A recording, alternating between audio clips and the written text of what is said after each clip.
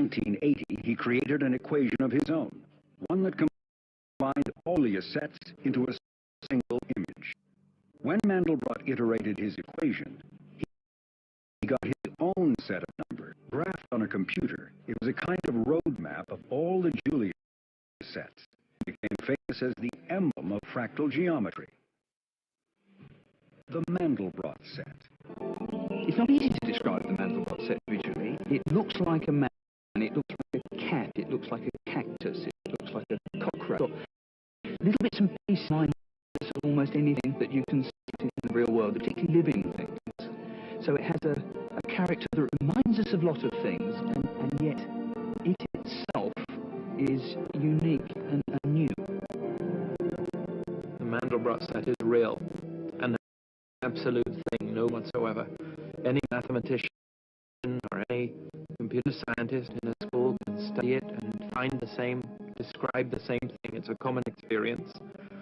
And so such things that can be magnified forever and have infinite precision exist, but they're not touchable. It's the geometric shape of an icon which somehow embodies as an example a very important aspect of how the world works. So recently actually called this set the thumbprint of God. With this mysterious image, Mandelbrot was a bold challenge to long-standing ideas about the limits of mathematics. The blinders and people could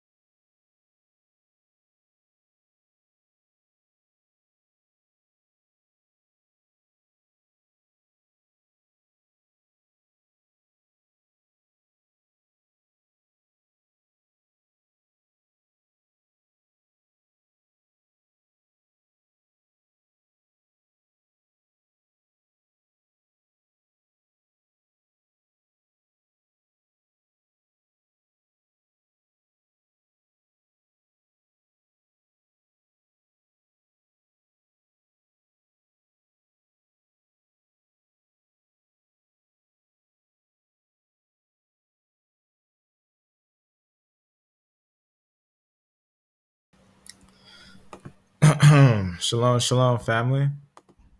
I know this surprised to some that we're going to continue talking a little bit about the genetics and stuff. But we have some brothers who's like, oh, don't talk about the genetics. Don't talk about the genetics. But I want to talk about the genetics. I think it's very interesting. I think we should still keep on talking about this truth. I think it's very important. Very interesting stuff. So I just want to have a free, open conversation, no study or nothing, just random conversation, random holy conversation. Shalom, family. So what's your opinions on genetics? Does anyone know about haplogroups? Do they know about DNA? Do they know about genetics? I want to talk about genetics. I want to talk about these things. I want to talk about who do you think is who, right? Who do you think? Because when we think about the biblical narrative, I want to talk about the Bible, right? Who do you think is who when it comes to these genetics? Now, the reason why I want to talk about it today is because I still keep watch when brothers are going into these things, because these things are, when I say these things are complex, these things are complex. And there's a lot of geneticists that go in these things, but even there's geneticists who don't remember this stuff off head. Now, I'm not a geneticist, but you'll be surprised on how much I know about genetics. I mean, I could tell you a lot of different genetic snips off head. I know a lot of these things off head. But going down, I'm going to show you some things when talking about these things. But I'm just excited today because there's a brother that's going to go into the J group. And I think it's interesting, you know, these different groups and different things like that. I think it's important to go into these things very detailed. Um, let me actually show my screen. But I want to talk about some of these things. Haplogroup D is Isaac. DE is Isaac. D is Esau, and E is Jacob. Was that C or G? Let me see. C, or is that a G? C are Abraham, other sons. CF is Ishmael, 12 princes. What do you think? That's an interesting statement. We'll talk about that. We'll talk about that statement. I like that you put that statement there. So let me catch my breath. All right. So let me open up a screen here. So that's a really interesting statement. I just want to show you something that I found out. So what's important is monophylactics. Not a lot of people know about that, but I want to talk a little bit about what is monophylactics in genetics. Monophylactics is the way that people are related. I think it's really interesting how people are related. I'm just going to open up a note here and go to F and then talk about monophylactics real fast and then go to family tree and talk about how these are connected. It can get kind of tricky on how they're connected. Like a lot of people, they'll think that everyone's connected by A and B haplogroups, but really there's a paper that I thought was really interesting. It's called Reconstruction of Outer Africa Not Having Enough Proof. And it talks about basically how A and B doesn't make this group called CT and BT. But let me open up this note here. And what I'm waiting for, I'm just waiting for this brother to go live. As I don't go a lot into genetics now, but I like to see what people are doing. And this brother right here is a very wise brother when it comes to genetics. The Hebrew of Israel. He's going to go into the J group and talk about how it's Japheth. Now, the reason why it's interesting and important is because these groups are connected to the biblical narrative.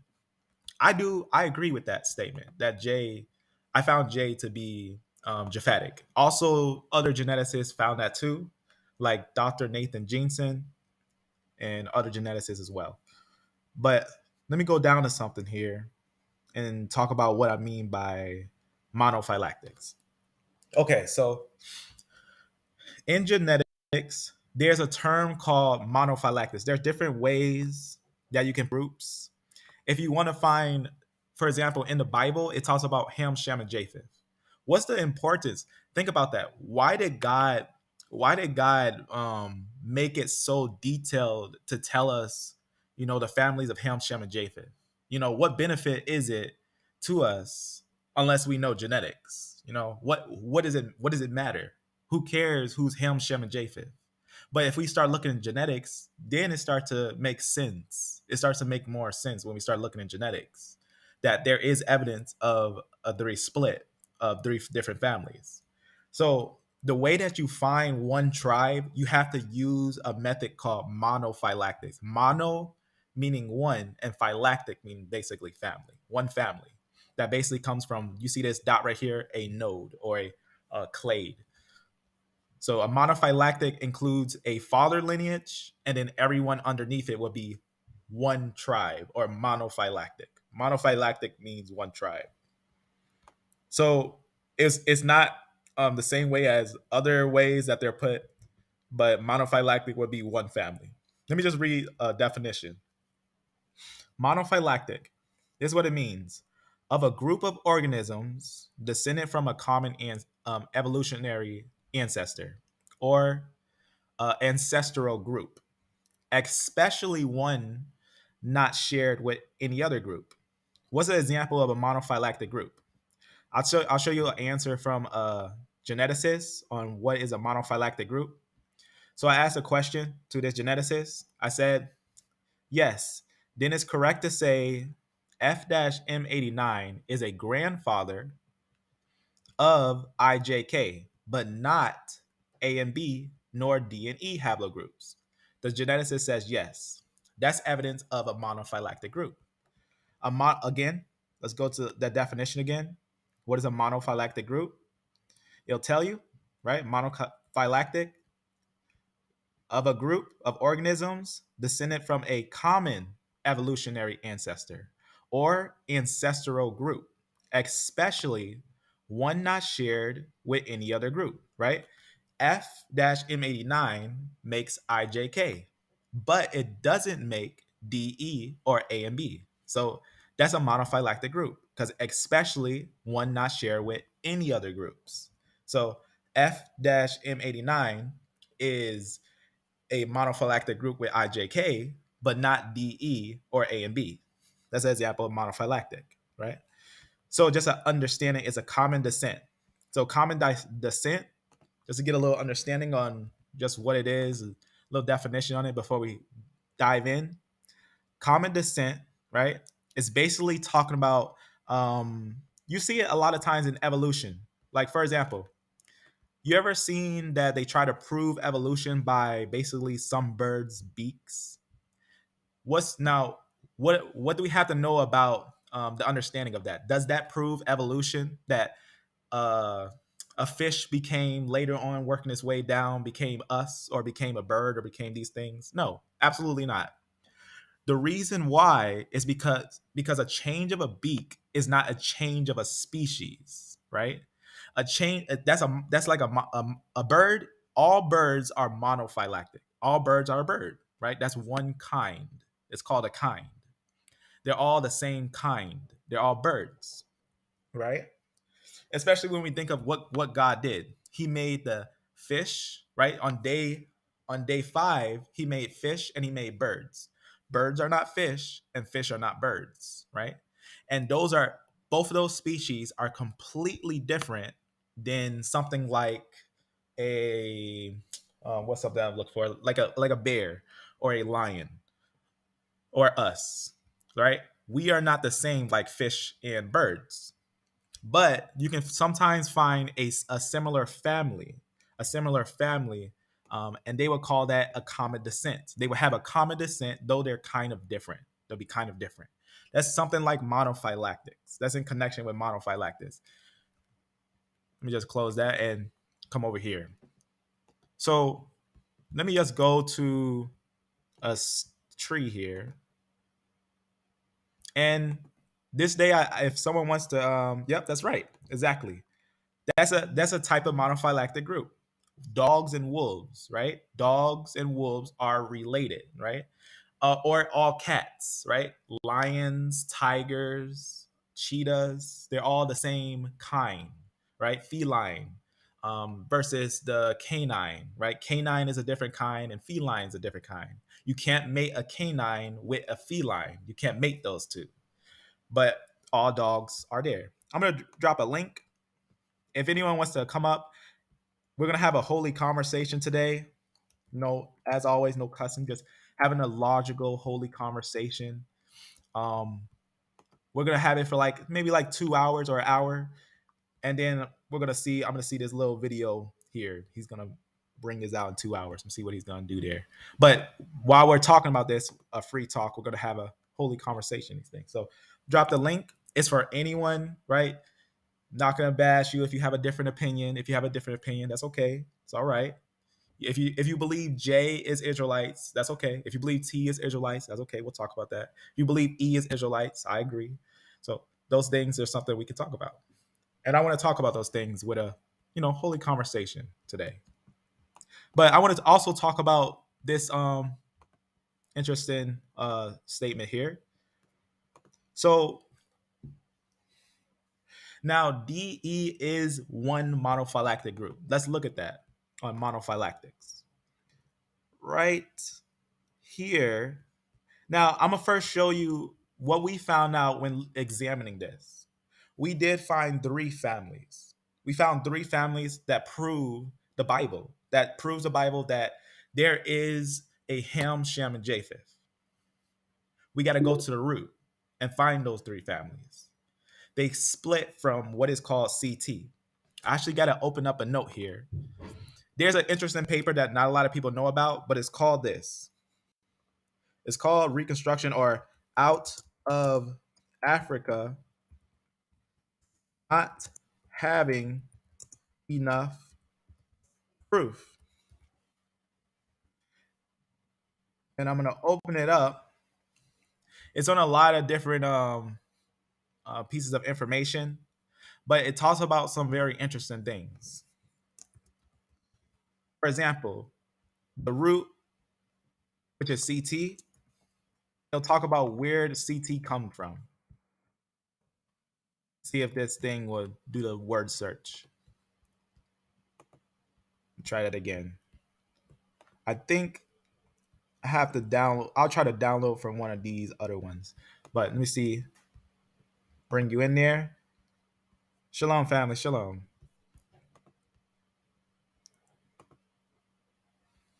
Make sure you. I think something. I think your thing is not showing. Shalom, family. You might have to like go out and come back in. It might be messing up on you right there. It looks like you're having some problem on there. It looks like. But let me see if I could download a PDF on here, because I want the actual PDF form. All right. Oh, I got to log in on this one. Shouldn't be too hard to grab a PDF on this thing. Usually I just go to the direct one. Can you hear me, bro? Shalom. Yeah, I can hear you now. Okay, this is my bad. It's all right. It's all right. See if I can. I'm trying to download the little Out of Africa, the reconstruction of Out of Africa not having enough proof PDF, but I'll just open it up on here. Instead of doing a word search, I'll just scroll to it and point some things out real fast. So there's a group called CT, CT and BT. These are actually your real roots. These are the real roots. I'm gonna actually go to something here. Let's see. Let's scroll down to it. So this is a tree. I had talked about this before on how the tree actually really looks. A and B are related. A and B is monophyletic, but A and B doesn't make CT groups. CT groups are actually going to be a different group. A and B, a lot of them will actually come from BT. But I'm going to go to something right here, a little understanding on one of these parts. Right here. So it just talks about all the A groups. You can see right here a lot of different A groups. And it'll talk about basically none of those groups, the A groups, make BT or CT groups. We're going to look at that because we're going to look at how BT and CT are different, but they're going to give us 3 different families. And we can see that in other places as well, where they will go over this in detail. We'll go to one over here. Shalom, family. Shalom. Let's see right here. You can see what it's going to say here. I'm just going to read something. It says, it'll talk about some findings. It'll say, let us pay attention to some of the important features of the tree in figure 2. This is a geneticist actually, breaking down the actual way that people split. It says, it just talks about how it starts and everything. And they'll talk about, if you ever look at haplogroups, the start and then the split. Let me just go over here. You'll have a group basically right about here that would actually be what would be called A0T. And they would actually conclude something about A0T. And basically what they conclude is this. They say none of the non-African groups, haplogroup CT, amongst them, descend from that departed haplogroup A0 or A1B. So that's actually very important because CT is actually going to be a root lineage. And they'll talk about other lineages, and they'll tell you again, none of the non-African groups, CT, among them, descend from the second African branch, A1A, and its subclades. And it'll go on, it'll keep on going on and let you know that actually the A groups and the B groups don't make BT or CT groups. That BT and CT is actually different groups. The reason why that's important is because we're going to talk a little bit about who is who in Ham, Shem, and Japheth, right? It's very, very interesting. So considering who is who, right? Do I think D is Esau? Let's look at this tree. So first, let's understand monophyletic. So a monophyletic group includes everyone underneath it. For example, all CF is monophyletic. How do we know? We can also open it and see that they all descend from CF. We can see that ourselves, that CF makes all these lineages. But we also got to remember A doesn't actually make these lineages. Where you see BT actually makes A and B lineages. Their A lineages actually come and they are their own, and B is their own. But CT is actually a root. For example, we can even see it on the tree, on the way that the actual tree is designed. Here's a little real picture. Now, what they're also using is what is called a unrooted chart. I had talked about it before. There's 3 different charts in genetics. There's your normal chart, which this tree is actually a normal chart. Normal charts don't really show you the true splits. You want to look at what is called an unrooted chart or a circular mode chart. A circular mode chart shows you how it splits. Or an unrooted chart. An unrooted chart is the best chart to see. This one shows how A and B are different than CT. Now, what is under CT? We got to consider what haplogroups are under CT. Because now that we understand A and B doesn't make CT, we can know what's under CT. What's interesting about CT, like I said, CT makes CF, which all these are monophylactic. And how do we know that this is monophylactic? Like I said, off looking at this, but also I had made sure with a couple different geneticists that they are monophylactic, and I emailed Family Tree and I asked them some questions. Pretty much, I'll show you the question that I asked. I said, I must ask again, as I seen the tree on the site, I need a second professional confirmation. J1 and T haplogroups are from IJK. Is all haplogroups like GHIJK related to F-M89? I'll show you what that is.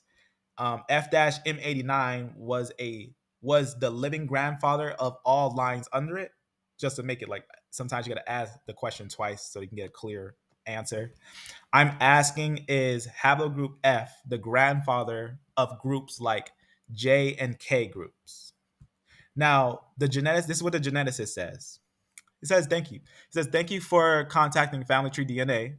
Haplogroup J1 and T are downstream of IJK. Just let you know that IJK is one family, right? Like R's and T's and things like that. And it says, you are also correct that F-M89 was the ancestor of GHIJK and all other branches downstream of that SNP and haplogroup. It says, so you could say the original progenitor of haplogroup F is, however, many great-grandfathers, right? Great-grandfathers, right? Of haplogroup J and K, right? J and K are downstream of F and descended from the man. So that's important. They're letting us know that a human being. Now, if we believe the Bible, which we do, here we do believe the Bible, and we believe that the Israelites come from Abraham, and that Abraham ultimately comes from Shem, and that Shem ultimately comes from Noah. And if we believe the biblical narrative, which is true, we believe that Noah is directly from Adam, which genetics also prove that every person in the world comes from one man. So if the Bible is true and genetics also knows that we all come from one man, then we have to understand that we're going to see evidence of Shem, Ham, and Japheth. So we have to consider that's the thing. We don't know who is who until we start putting the pieces together. Who is who? So getting to the root really brings us the full picture.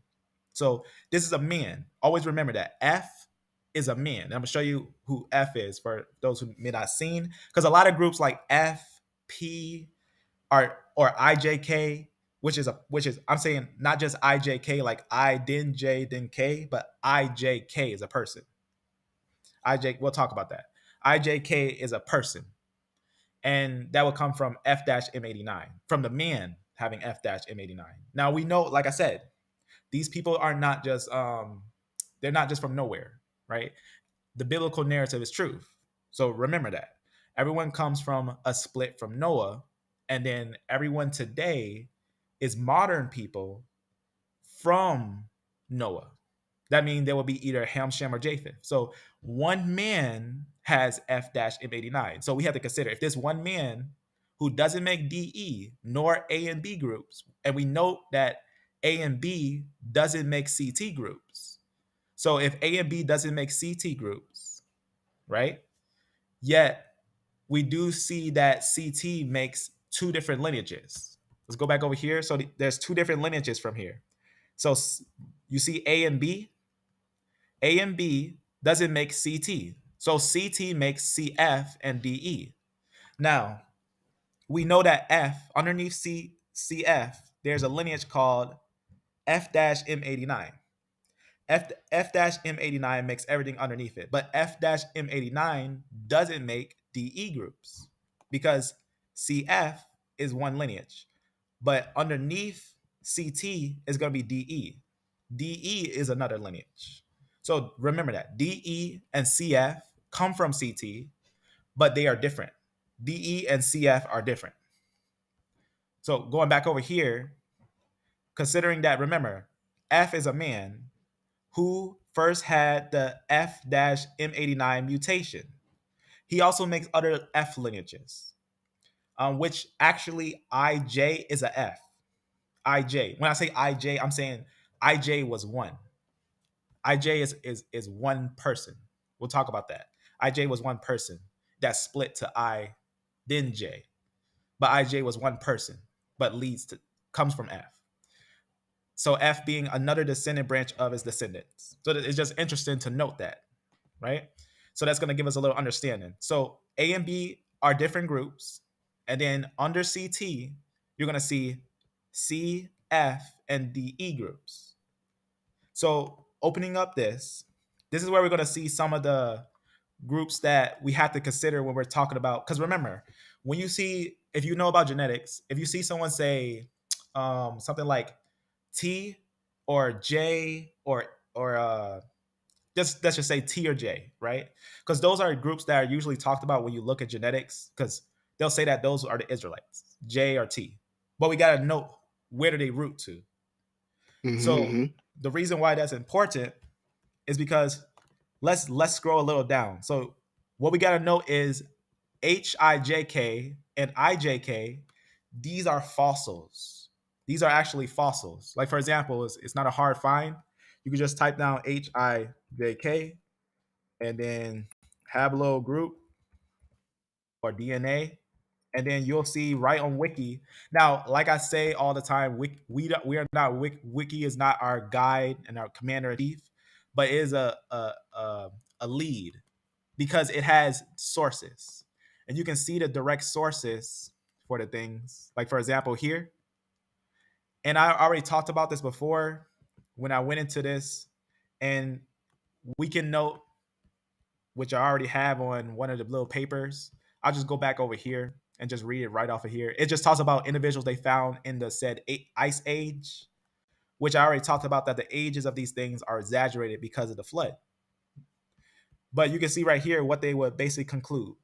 They say the basal haplogroup HIJK, which remember, we're not talking about H, then I, then J, and K. We're talking about right here HIJK, which is going to make H and IJK. So they say HIJK, and following that is IJK, not I, then J, then K, but IJK, which is 1, which makes IJ and K. We got to note that they did find a fossil of these people, ancient living people.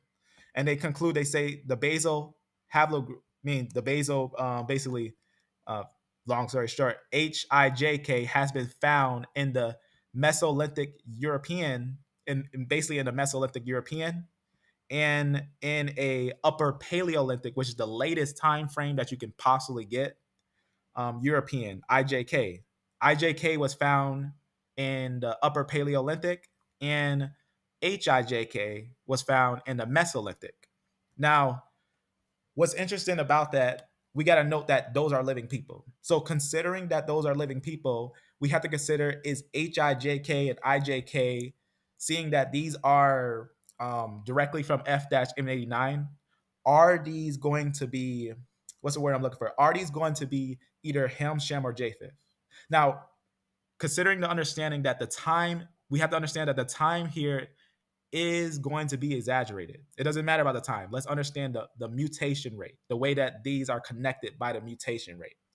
If these are going to be one family, we have to consider, are they Ham, Shem, or Japheth? I believe this is going to be the line of Japheth. The reason why is because I did a lot of studies on F, and I found F to be basically a European lineage. And if we look at the history behind Japheth, Japheth moved northward. So a lot of times when you hear people say European, like for example, our group or things like that, they settled in the north. They would be more related to what's the word I'm looking for? Japhetic lines, right? We can prove that R is linked to Japheth lines. Like we can prove R to be linked to Magog or Gomer. We can prove that. We can prove it by the fact that it's also mentioned that the Scythians would be Gog or Magog in the sense of Gomer. And not to cut you off, bro. Josephus also states that the sons of Japheth, those who inhabited those European territories first, and even parts of Asia. That's absolutely right. And those things we have to consider, because we're taking historical facts, we're taking biblical facts, and then we're taking the connection in genetics. Because we did find the people who are said Scythians, who are said Gomer or Magog rather, and found out that Magog, being the Scythians, their genetics is R. So if R is said Japhetic, then whoever makes R all the way to his root must be the root all the way to Japheth. You see what it's saying there? So for example, where does R come from? Does it come from DE or A and B or CF? It's going to come from CF. So if we go all the way down, we'll see P here. And then underneath P, you'll see R, which R and Q was one. So they will actually come from P.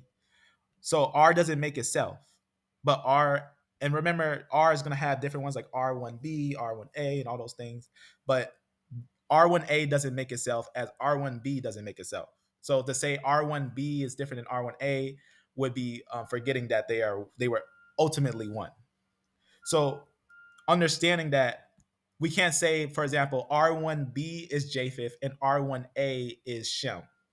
Sometimes you'll see that said in some papers, and that's one of those things you'll see where they say the Jewish haplogroup of R1A, which in itself is mind-blowing. But understanding that the way that they are connected, they are one family with R. So from P, and remember P comes from K. So K, if we close that, these ones, just to show the monophylactic of K-M89, K-M89 makes this whole family.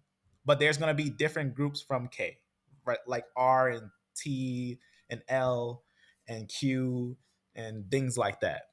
But all those are going to be one family. You'll say, like, for example, let's say, how you would have what's an animal that's very diverse? Like bears. Let's say like bears. You got your polar bear, you got your black bear, you got your grizzly bear, but all these are bears. So K would be considered, that's an example. They're all the same thing. They're all bears. Not bears, but understand what I'm saying when I say monophylactic. They're all the same, right? K is all the same. So to conclude, since K is the father of these, we have to see if is K Japheth or is K Shem. If K-M89 is Japheth, then all his descendants have to be Japheth. If K-M89 is Shem, then all his descendants have to be Shem. But remember, K ultimately doesn't make itself. So we got to see, where does K come from? IJK. So if K is considered, we got to consider, is any lineage, can we logically, historically, or biblically prove that any lineage, I'm saying any, I'm saying either T or R or L, can we prove that R is Japhetic? Like I said, yes, we can prove R is Japhetic. If R is Japhetic, then that means K has to be Japheth. That means not Japheth himself, but it has to be Japhetic. So if K dash, go ahead.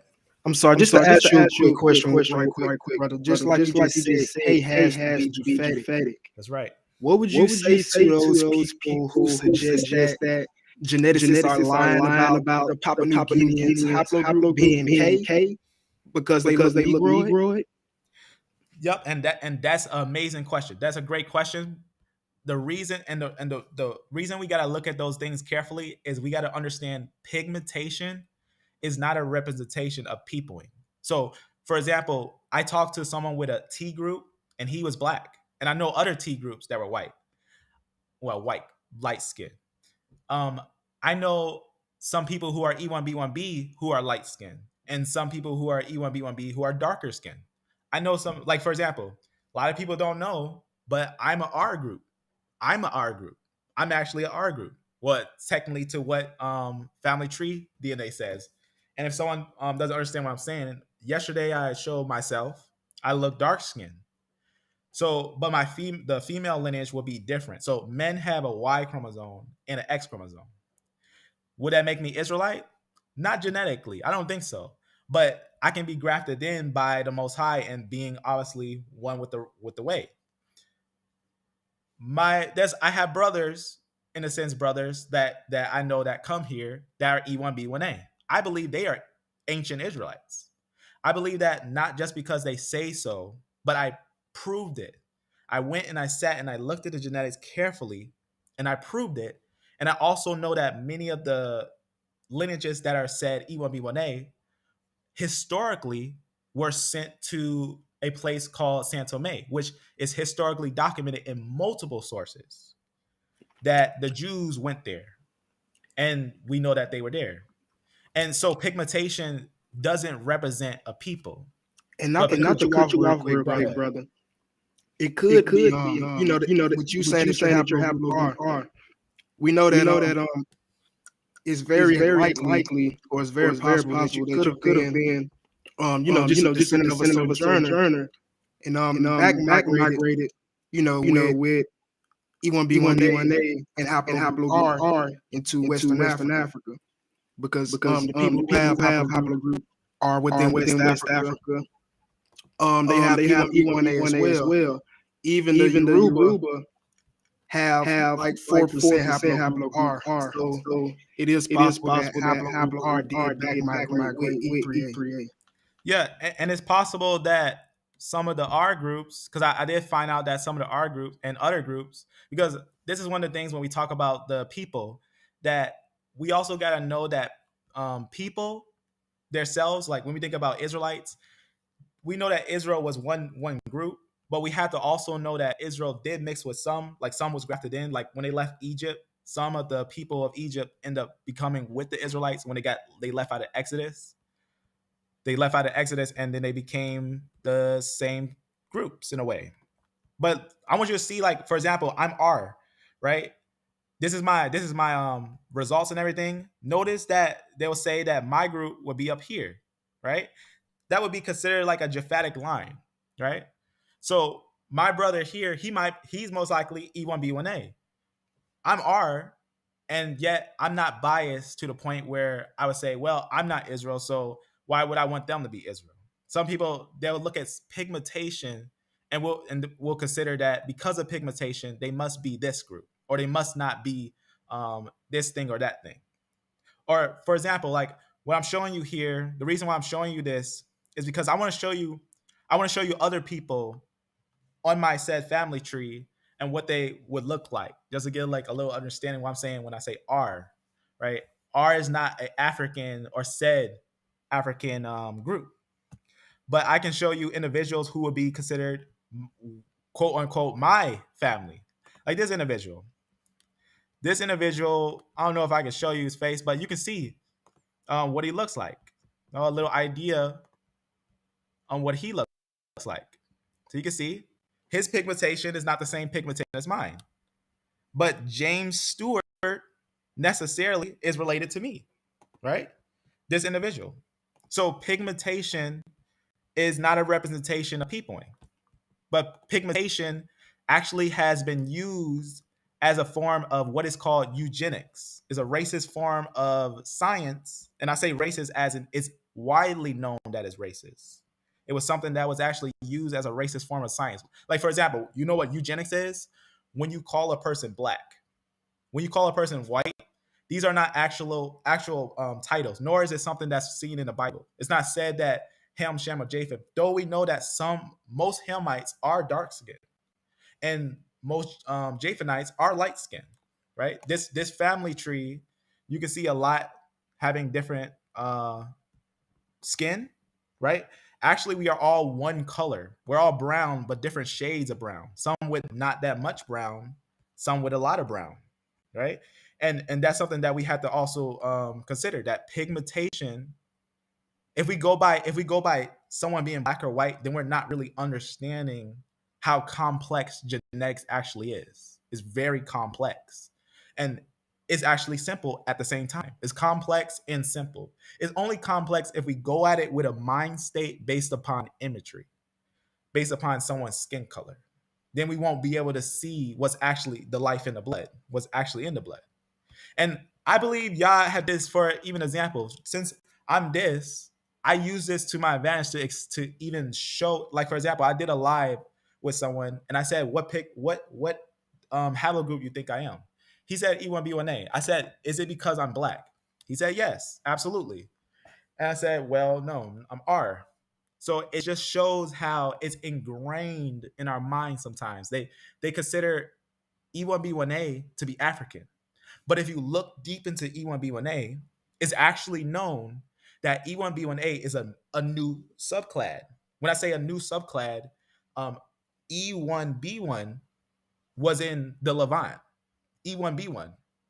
But before E1B1A was ever made, it was an E1B1. It was inside E1B1. So if E1B1 was in the Levant and E1B1A became known to be in Africa, it's considered Eurasian because it was located in the Levant, yet moved to Africa. And it's proven that it actually took over Africa, which we could talk about that. It took it from the A and B groups. So that's a big thing. So when considering pigmentation, consider that it's a science that was brought up on the generations of old and has been an incorrect science and a racist science and a stumbling block for genetics. So that's one of the biggest things we also have to understand, that modern people, wherever modern people are today, that doesn't mean that their ancestors were there. For example, E1B1A is, yes, a large portion of E1B1A is in Africa, but E1B1A is one of the youngest haplogroups. If you look at haplogroups, it's one of the youngest SNPs, one of them, the youngest SNPs. And it migrated into Africa and took Africa from the A and B groups. That's actually important to note, that we shouldn't go about it with pigmentation, though most of E1B1A does have dark skin. A lot of them do have dark skin. And a lot of times that could be because of just what the Most High has set for. A lot of people have dark skin. Some people have light skin. And does light skin or dark skin change the blood? No. Like, for example, like I just showed you, that family tree, right? Most of my family, the females, have the L lineage. They have an L lineage. And the L lineage a lot of times will have a darker shade. Not always, when I say darker, not always like completely like coal, but like a light skin, like a lighter tone, like a light brown tone. So sometimes you'll see that. And we also got to consider that that's just normal. It's just a normal thing. Pigmentation, remember, pigmentation has a use. It has a use. The pigmentation is to, help with the sunlight and things like that. So I guess just to give a little answer on that. Thank you, because that brother just really had it made up in his mind that somehow the Negritos, all those Negroid looking peoples over there, haplogroup is being lied about for some reason. Amen, family. I was just making sure there's no echo and everything. So, everyone's doing. Amen, amen.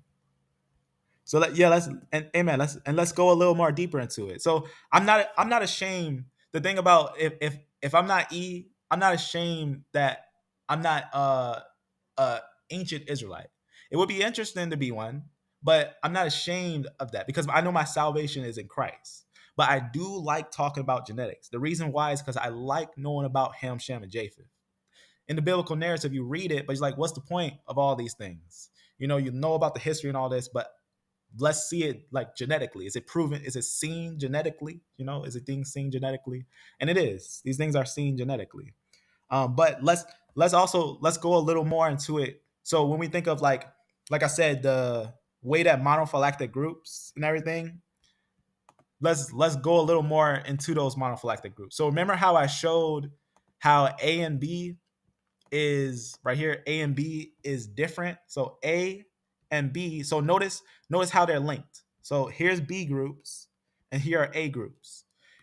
I'll show you also on an unrooted chart. Let me actually open up a note that I did when I was studying on the roots of E1B1A, and I found E1B1A to be from CT, which A and B groups are not CT. They're not from CT, which is very important. Is very, very important when considering genetics.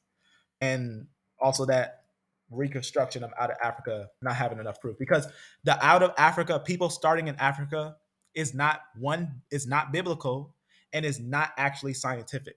It's not actually scientific. For example, the oldest or the said start of people is said to be A00. But A00, the fossils of A00 are not in Africa. That's very important. A00 is actually out of Africa. The oldest A00s that we found are not in Africa. That's very important. But let me show you an unrooted chart. Let me actually go to a unrooted chart for a second look on these things. So right here, this is called an unrooted chart, and it's what geneticists use. They use this to see how people are related and how they're linked. So I have two on this sheet. This is one, and then this one's of the mtDNA, and then this one is another one. And you'll notice on here, it'll already have lines like this for monophylactics. F is this larger line. So it's saying that F makes all these lineages, G, H, I, J, K, and everything. And then obviously from F comes your IJK, right? Which is I, J, and K right there. So remember, all these are under K, L, T, Q, N, right? All these are the same, L, T, O, N, Q, R. All these are under K. And all these are ultimately under F, which all these come from CF, which is a controversy of its own, which CF, you can see C and F is of its own, a different controversy. But going to the understanding is that F, all these are one family. All these will be considered one monophylactic family. F makes all of these, but F doesn't make these. F doesn't make these. But also notice your A and B. You see how your A and B is right here? These are actually coming from one stem. So A and B are going to be their own. So you can see your A and B there. Again, see right here. You can see right there that stem. Notice how they're connected. Let me actually get a magnifying glass. Notice this will be your B and this will be your A. Let's follow it down and you can see that they stem together. They're one stem. So they're ultimately one stem. So B and A are one. And remember, we found out that A doesn't make CT, which CT makes not A and B. CT makes DE and CF groups. So we can note that this is one stem, and this is one stem, and then this is another stem. That's ultimately evidence of 3 different groups. But still, we don't know yet for the full confirmation who's Ham, who's Shem, and who's Japheth. Now, like I said, I can prove to you that a stem on here is Japhetic. If I can prove to you that a stem on here is Japhetic, then I can prove to you that the father of the stem on here is Japhetic. That's just how monophylactic groups work. So if I consider one group to be Japheth, like for example, we can even see this on the great thing about the biblical narrative. If we go to Noah family tree, just looking at Noah's family tree, we can know something really interesting. Let's go to this one. And let's know something really interesting. It looks just like genetics.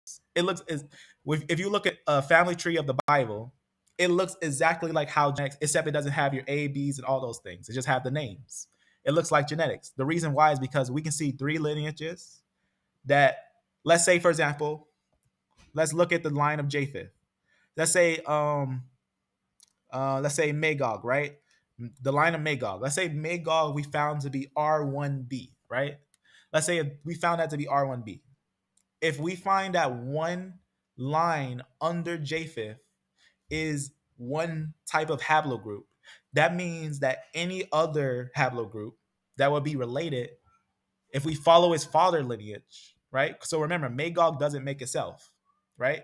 From the biblical narrative, we don't have Ham, Shem, Japheth, and Magog, right? We don't have Ham, Shem, Japheth, and Javan. We don't have Ham, Shem, Japheth, and what have you, right? We have Ham, Shem, Japheth, and everyone comes from Ham, Shem, and Japheth. So from Noah comes Ham, Shem, and Japheth. Well, Ham, Shem, and Japheth. Probably said it always. Ham, Japheth, and Shem. So we're going to get from those families everyone else in the world. So everyone today would ultimately stem from either Shem, Japheth, or Ham. So if I find out that R1b is Magog, and remember, Magog doesn't make itself, and if we go to a tree, if R1b is Magog, and Magog doesn't make itself, we got to find out, how can we find Japheth? We got to find the father lineage. So R comes from K. So then we got to find out, does K make itself? No. K itself actually comes from F. So F makes all these lineages. Now, like I said, none of these, when we get to this point, when we get to the point of F, nothing makes F except for CT. And that's why looking at a reconstruction of out of Africa, we know that CT ultimately is a root. They even go in a little more detail. So we know that A and B doesn't make CT. But we know that if we look at it a little more closer into the details, which they do, this is the chart right here. You can see this chart. This is what they did. They turned it like this, so they could show you A and B are different than CT, which D and E and CF comes from CT. If we look at CT a little more closer, if what you're actually seeing here, it'll tell you that this is a chart of basically CT and BT. And I went over this before, that this is actually CT right here, and this is BT. So note where CT is and where BT is. So from CT, what you'll see is you'll see a stem coming out from here. And you'll see your D and E groups. And then you'll also see a different group. Right here, you'll see your F. You see how that goes like that? That's the start of all these lineages. Right here, you'll see F. I'm going to just bring this magnifying glass to show you that. So you will see that big dot right there, and then you'll see a dot going out from this way. So the first dot, it'll lead you up to F. So F is one family. So basically what that said, it means if F didn't exist, J wouldn't exist, I wouldn't exist, R wouldn't exist, K wouldn't exist, and all other lineages underneath it. That's very important. So F is the father of all these lineages. That's a monophylactic group. Mono meaning one, phylactic family or tribe. Monophylactic comes from the Greek word one tribe. So it's one tribe. F makes one family. So you see how that works, what we're saying there? So remember, we found a fossil of HIJK and IJK. So remember that. IJK and HIJK are ultimately one from F-M89. So if we already consider that, if we got F, let's go to the tree and let's consider what we're saying here.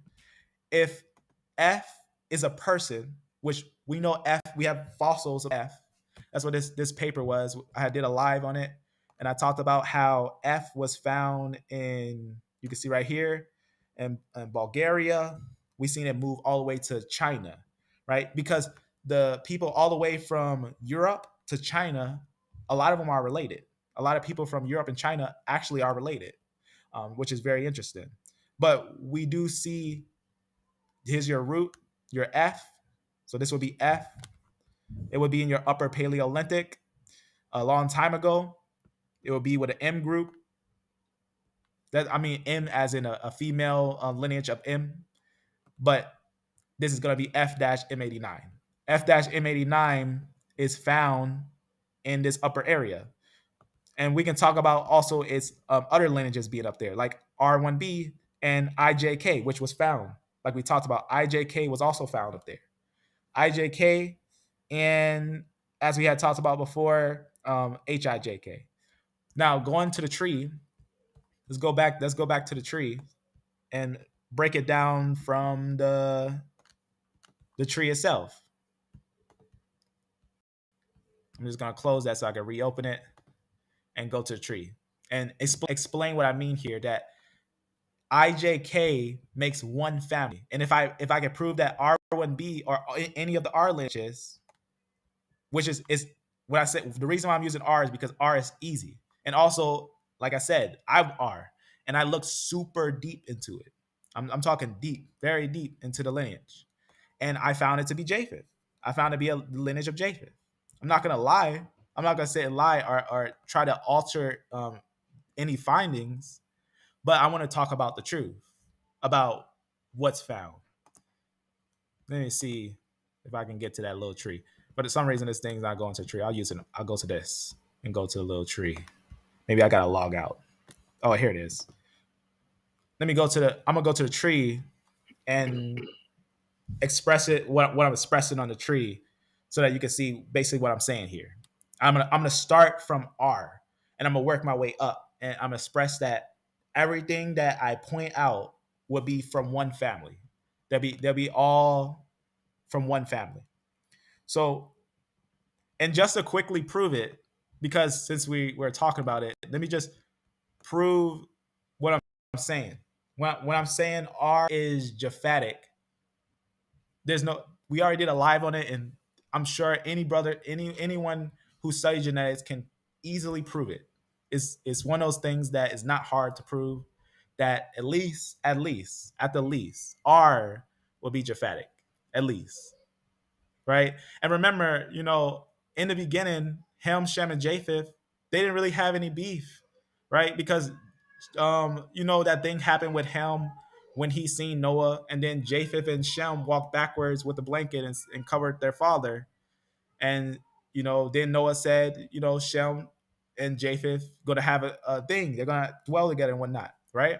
So there's different things when it comes to those things, right?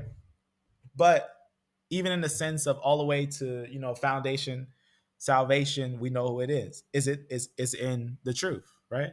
But let me see if there's a little note will open up so I can show you what I'm talking about here when I'm talking about proving it. Otherwise, if it doesn't open, I don't know why this note not open. Usually they open up fairly quickly. Let me try it one more time. Otherwise, if it doesn't open, I'll just put the video. We did a whole video on how we went over R1b and R1a, and we talked about how it is going to be a lineage that went into basically the north, and it would be more the Japhetic lineages, right? I'm gonna see if I can grab it on here, open it here, since this thing's already open. I'm gonna go to something here, right here. So I was studying on it.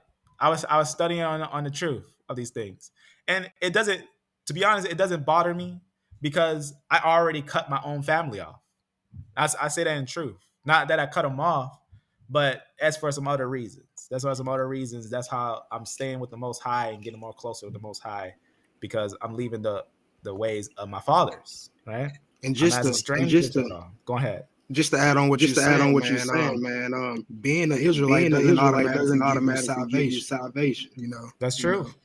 So we all So you got gotta work out our situation with the Most High to receive salvation. That's right. That's absolutely right. And here's an example of what I mean.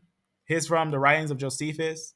He concludes a connection. The reason why the connection is important because it's giving us biblical characters, connecting them with characters named by society, right? By history. For example, right here, Magog founded those that from him were named Magogites, but who by the Greeks called Scythians. So Scythians, ancient Scythians, most people know who the Scythians or Scythians, or however you say that. Everyone has a different way of saying their names and stuff. I'm sure they didn't agree to how we even pronounce it. But we can look at who those are, because the Scythians also became who people know as the Galatians. The Galatians, they would have connections to the Scythians. You probably seen that in the Bible. They talk about the Galatians and things like that. They even in the Bible, even word for word, would say the Scythians. You will see that in different places. Like for example, in the New Testament, you will see a part of the scripture where they would say, I think I have it here, the verse of it. Maybe not. Maybe. But it'll talk about basically. Let me see if I can find it. I mean, I could type it down real fast and find it. It's not a real hard find. You probably know the verse. Oh, here it is. So you can see right here, it's Colossians 3:11. It says, where there, so remember, like it talks about with Christ, right? Where there is neither Greek nor Jew, circumcision or uncircumcision, barbarian, like the Turks or Berbers, or Scythian, bond or free, but Christ is all in all. So just to get a little understanding, Scythian, right? I already proved that the Scythians, when following the genetics, right? Scythians were ancient people who were in the north. They were highly contested. They fought against the Persians. They killed Cyrus. They killed Darius. They defeated. They worked with Mahdi with taking down Babylon. Well, not Babylon, Assyria. They took down Assyria with Mahdi, with Babylon, taking down Assyria. So Babylon, Mahdi, and the Scythians worked together to take down the Assyrians. These are all things that are known in history, and these individuals were shockingly some of the strongest nations of the north, the Scythians, and they became. I can trace them all the way to Ireland, basically, Ireland and Britain and stuff like that. And you can see them as as you see this large group of R1B or R1A or different links like that. We can trace them to who they are. So if I can find out that a Indo-European R would be linked to the Japhetic lineages, then what I can do is from that I can prove that the line of Japheth is not just biblical, but it can be found out scientifically. It can be proven scientifically as it can be proven historically and biblically, right? And that's gonna give us an understanding on what's going on, that of a relation, right? So if I can prove that any of the R's, like I just showed, are connected to Japheth, that means if this is considered Magog, right, or in the sense of any one of Japheth, then we have to conclude who is the father. Does R make itself? No, it comes from K, and K comes from F. So IJK is 1. So this is what I was expressing. So remember how I showed, like I said, bears, like grizzly bears, right? They're brown, black bears. They're black, and polar bears, they're white. Different pigmentation, but they're all the same bear, right? They're all not the same bear, but they're all bears. They would be considered a kind of bear. So there'd be a kind of bear. So many different types, right? But they're all going to be ultimately under one lineage. So all those will be underneath K. But remember, K ultimately comes from IJK. So K comes from IJK, and IJK, right? IJK makes IJ and K. So remember that K's father is IJK.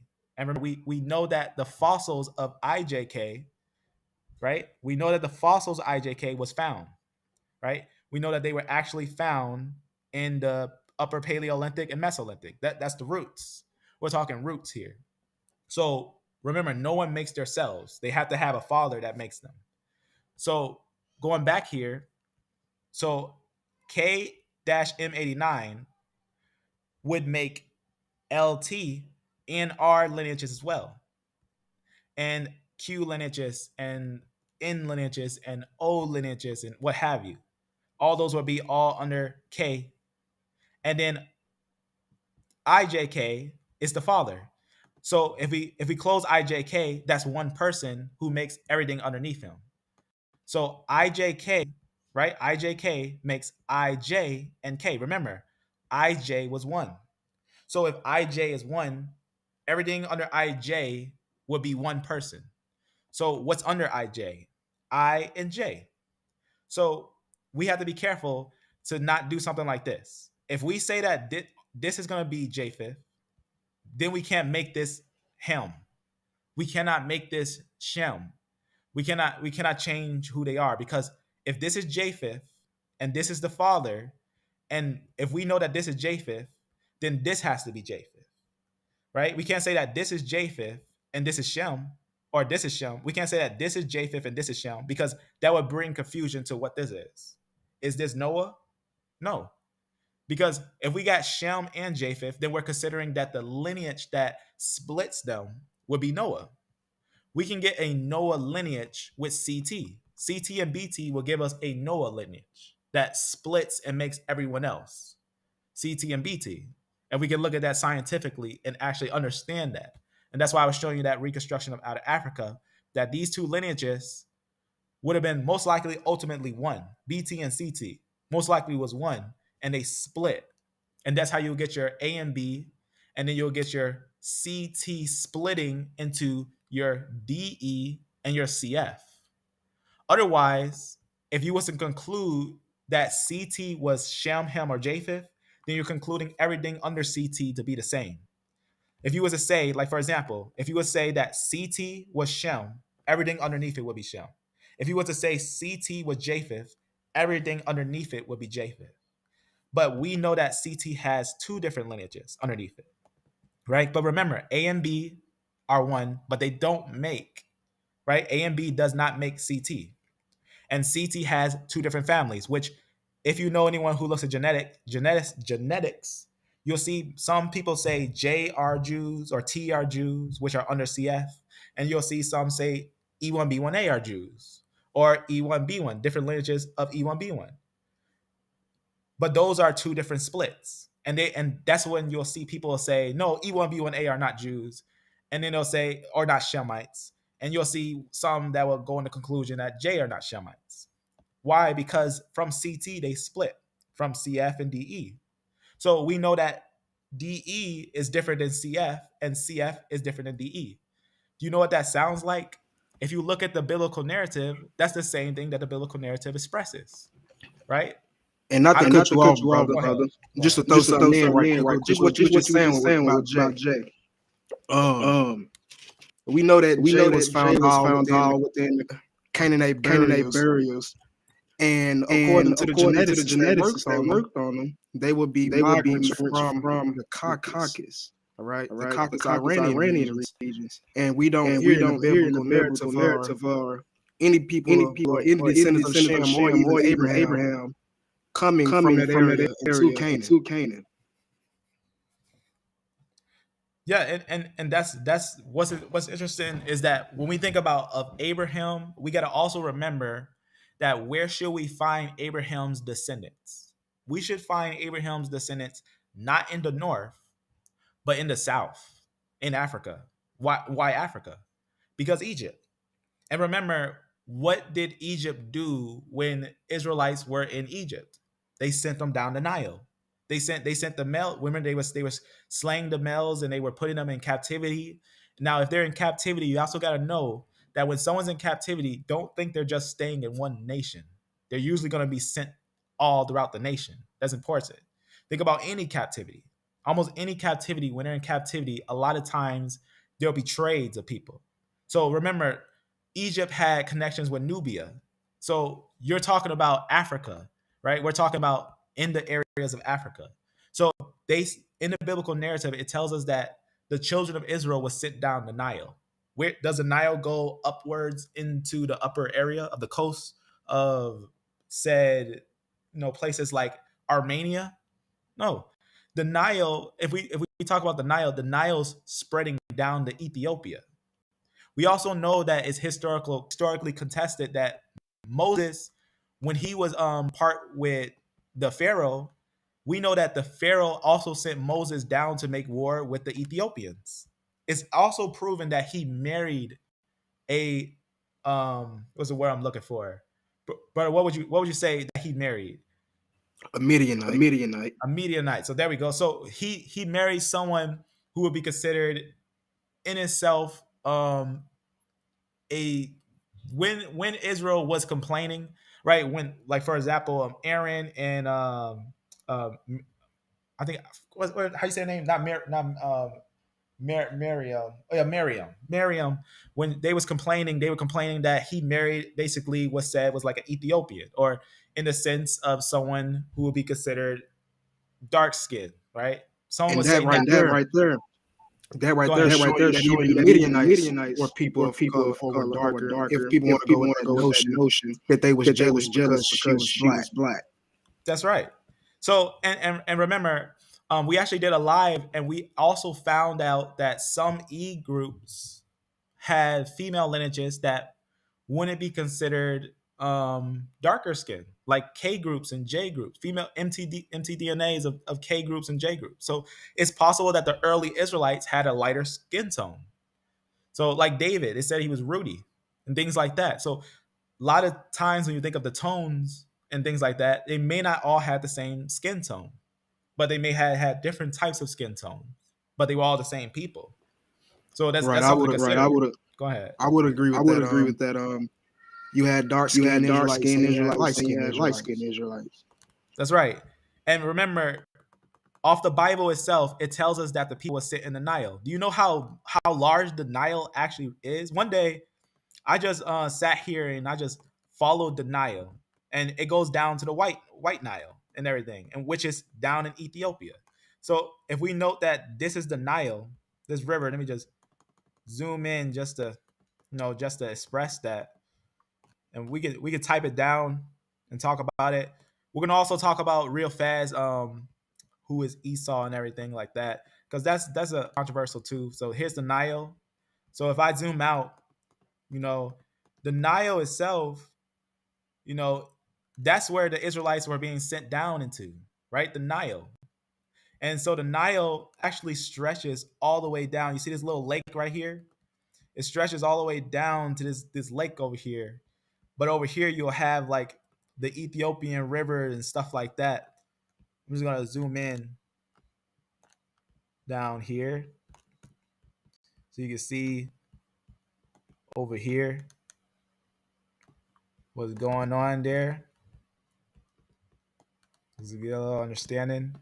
So these little areas, like divisions here, these gonna be your divisions. And then let me go down to that little lake down here.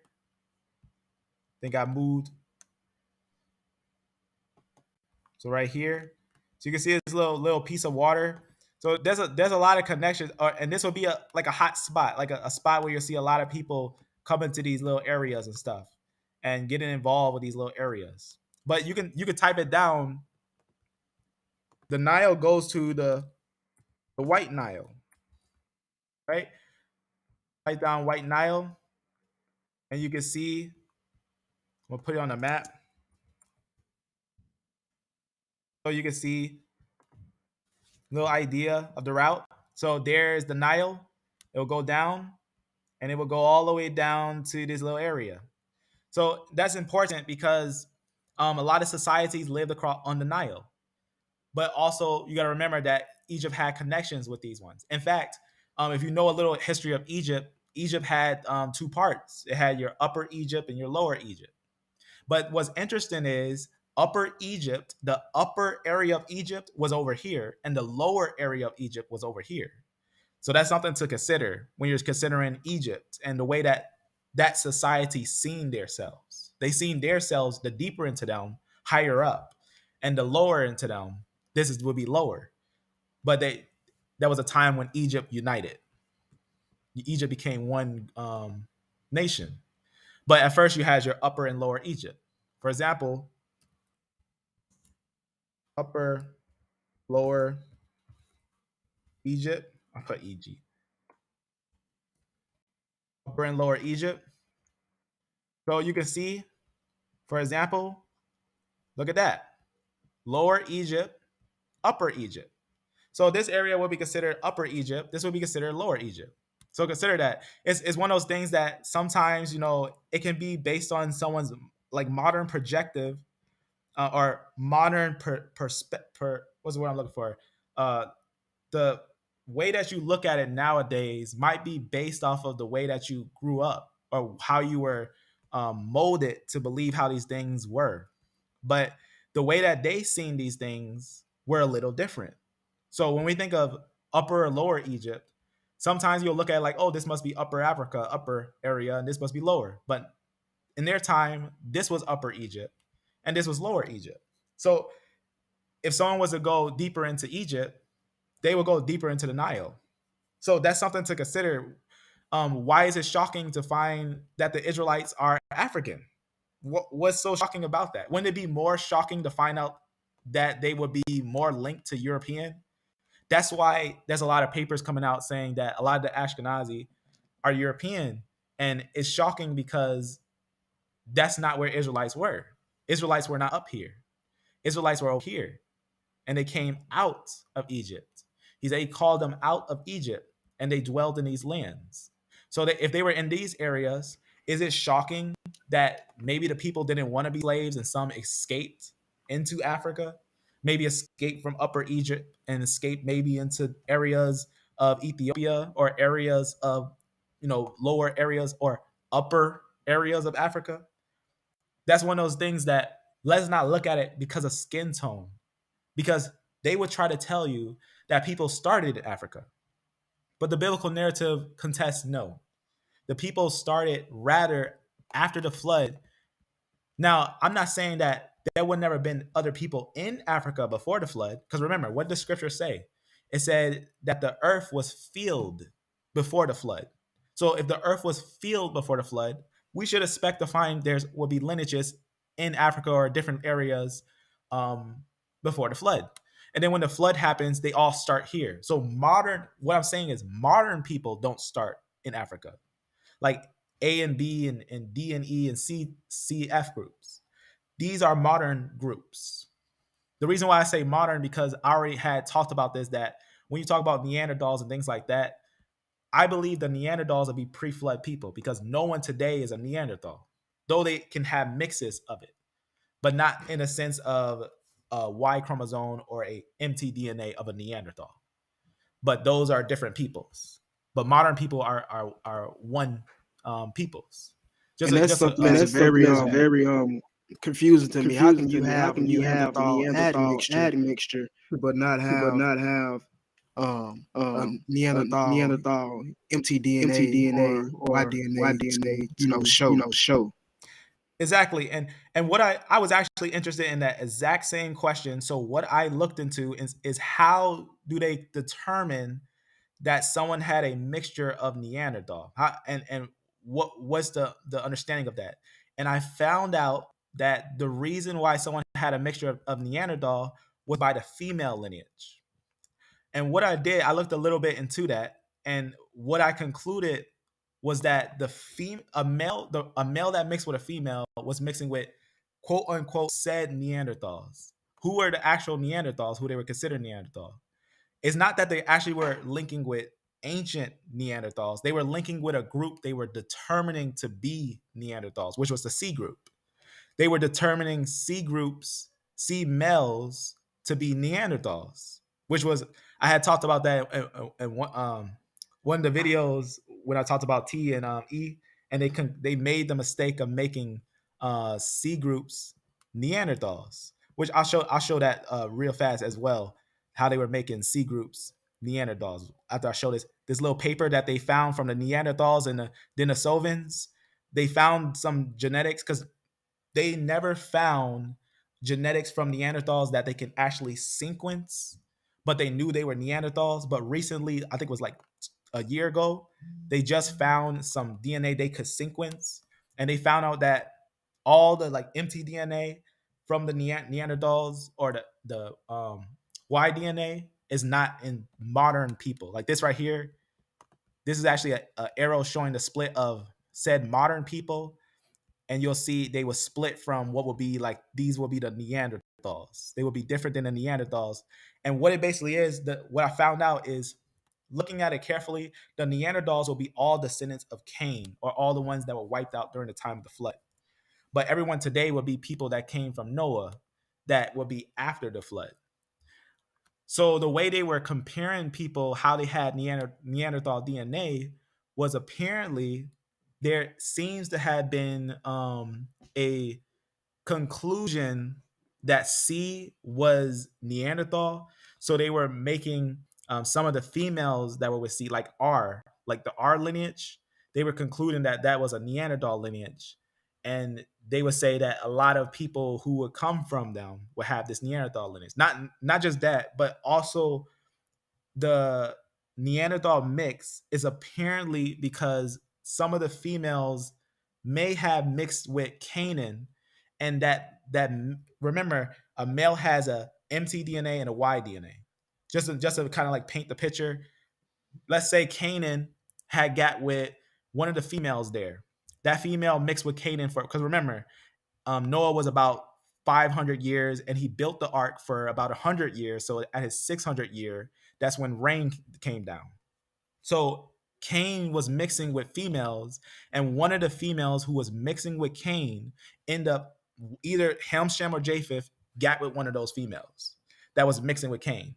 So there is evidence of an ancient mixture of a line that's wiped out. So pre-flood admixture that we see passed down today. Yes.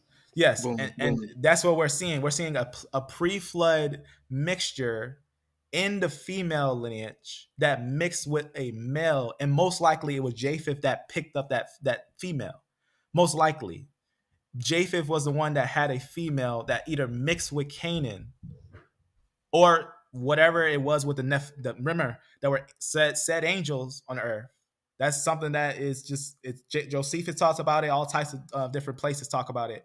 That apparently angels came down and made it with the women, and that's where you get the said Nephilim or the giants, and that's why after the flood you will still see giants like Goliath and stuff like that, who was a Canaanite, or even in a sense Canaanite, Philistine, right? And that mixture from that female got to the male, and most likely whatever that line was, that's how they got that same giantism. Okay. I like that. Okay. I'm with you. Yeah, it's deep. Maybe one day I'll do a live on it and break it down, because basically the Neanderthals and Denisovans, they're about the same. They would still be pre-flood people, but it looks like the Denisovans and Neanderthals, they were also mixing. They was also still mixing. I found a paper that apparently the Neanderthals and the Denisovans were mixing as well. They were still mixing. For example, right here, here's a paper. I'll just read it real fast, what was going on. And this is what it concludes. It says, mom's a Neanderthal, dad's a Denisovan. First discovery of an ancient human hybrid. And it just talks about basically how the Neanderthals and the Denisovans were mixing. But long story short, it just talks about basically it was the Neanderthal is the female lineage. The Denisovan is more the male lineage. and you will have that mixing going on.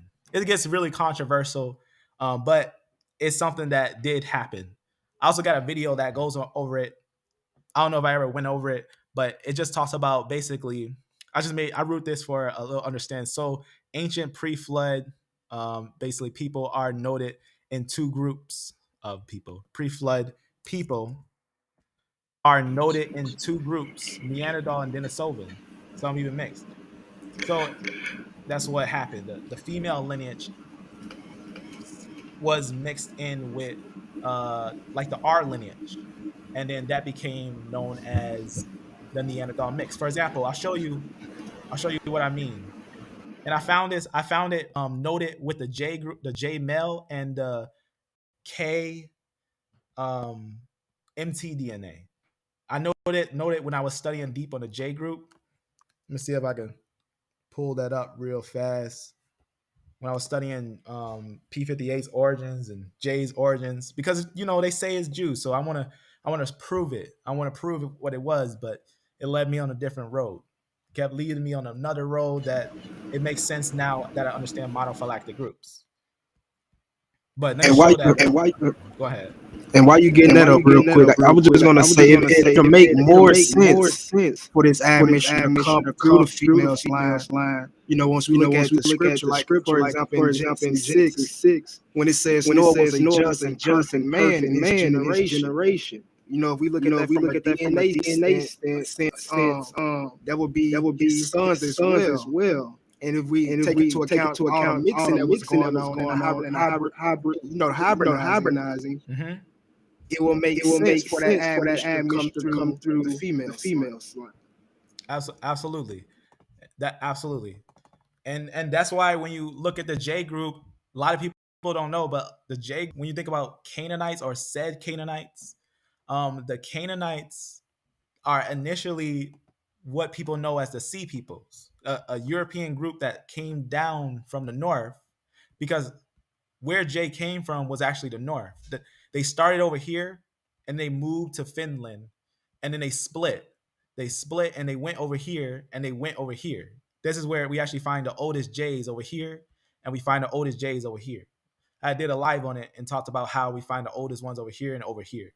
And then they also go down through here and go down to here. And they settle in Sidon. And that's why we see, a lot of people say K is, what's the word I'm looking for? Hamites, but they're not. They settle in the land of Ham, but they're not Hamites in the sense of being a descendant of Ham. Because then we got to consider all their family. IJK will be Hamites, but IJK is not Hamites. But let me see if I can find it. These are just a bunch of different finds. Let me see if I can find it on here, as I haven't went over this in a minute. But I'm gonna find it. Shouldn't be too hard.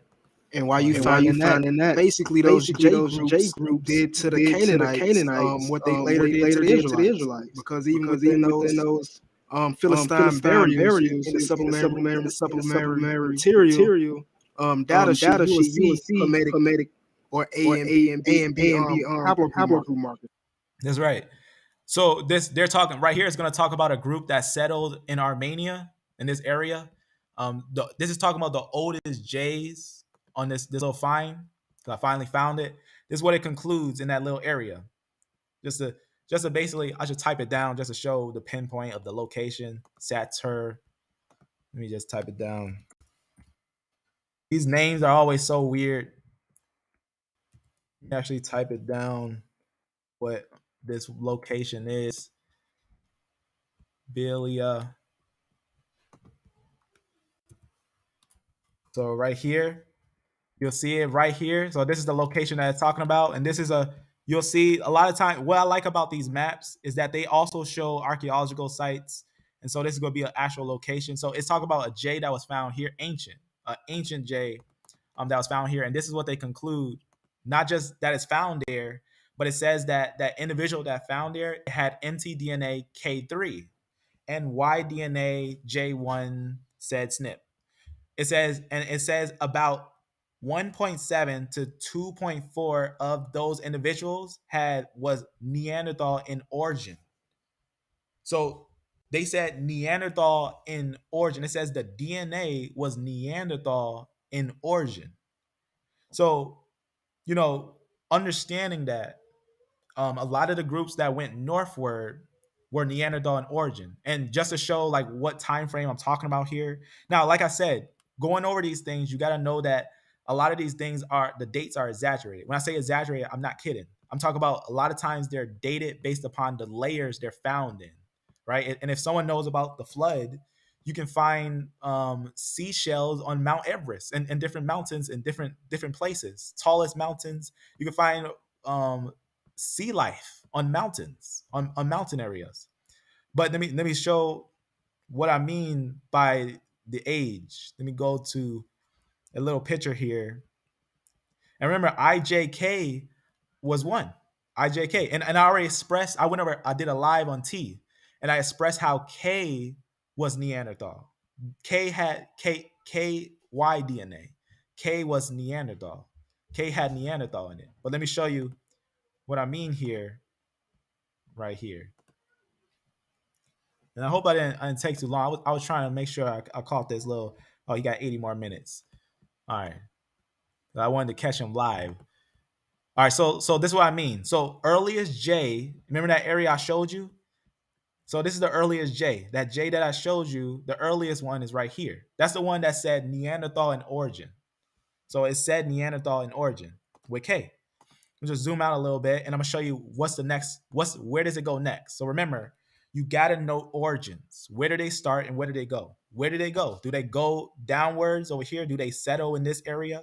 Right? Do they settle over here like how Israelites do? Or how we know that Abraham came from here and he settled over here? Where do they go after that? Look where they go. This location, there's no doubt where this location is. We can just zoom out and see. This location is no doubt that this will be a Japhetic lineage because it goes first, it has Neanderthal in origin, then it goes upwards. We'll know that also the K has that Neanderthal mix in it. I had talked about that when we talked about T. And then it doesn't just go back down. It stays here from this time frame,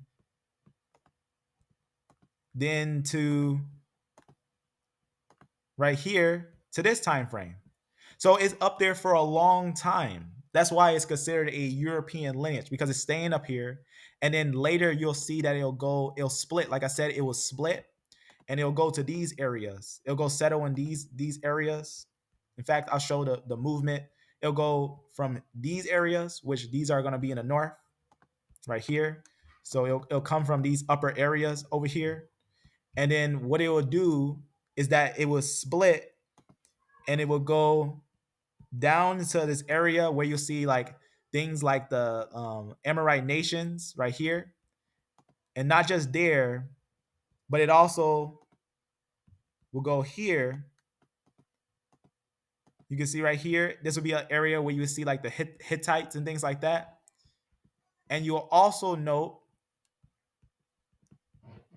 this one right here.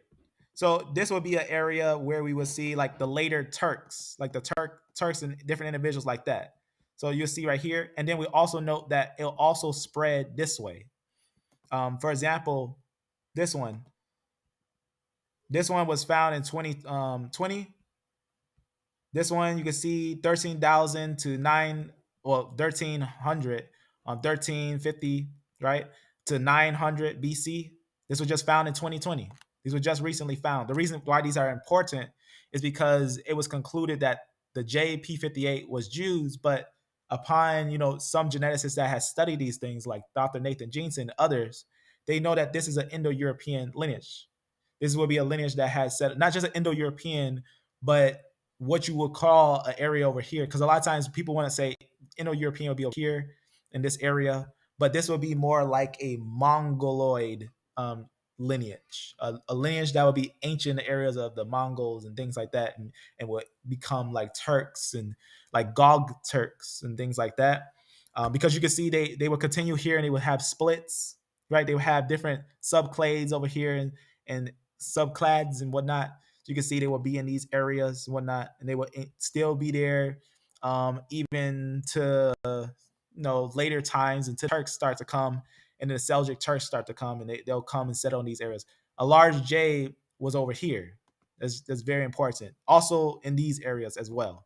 They will be over here in these areas as well, and all the way over here. And they also settled in this little island. I don't know what you would call this, but notice this is 13 or 14 BC. I don't know what's going on with this little island here, but they settled. I gotta look into the history on what's up with this little island here. I don't know if anyone knows anything about it, but there's a little island right here that apparently they settled in this island. They settled in these little areas. So these little islands right here, you will have some J's here in ancient times. So ancient times, they had settled over here. You can see these ages. So we're talking BC time frame. We're talking BC, and that's J-M267. So that's something to consider. I don't know any history behind it because I didn't look into it, but I did note that they were there in ancient times. So they settled over there, and they settled. So it was like when they had left here, they settled in a lot of different areas. So when they went up here, they really split and went into a lot of different areas. They rained down, and that's why a lot of times when they say the sea peoples, they'll say that the sea peoples came from the Zagros, which these are the Zagros mountains, these mountain areas here, and from the basically upper Caucasus. So Caucasus and the Zagros mountains, they'll say that that's where the sea peoples came from when they came down, that they came from these areas and these areas coming downwards and settle in Sidon and things like that. Because we got to remember, J doesn't make itself, but this is going to be your origin of J. So J's movement is really interesting when you look at his root, because we get that same type of movement with ours. We get it with other lineages, which remember IJK was one. And remember, we already found IJK and HIJK up here. Ancient ancient roots up here, let alone F-M89. So remember, if F-M89 was here going over to here, because we got fossils of F going here to here. So if F goes here to here, then the next split, we're gonna get IJK, well, GHIJK, then IJK, which we found IJK, and then we didn't find GHIJK, but we know that F makes GHIJK because of G, because we know G exists. But we didn't find any ancient fossils of GHIJK, but we know there is a GHIJK because of the G.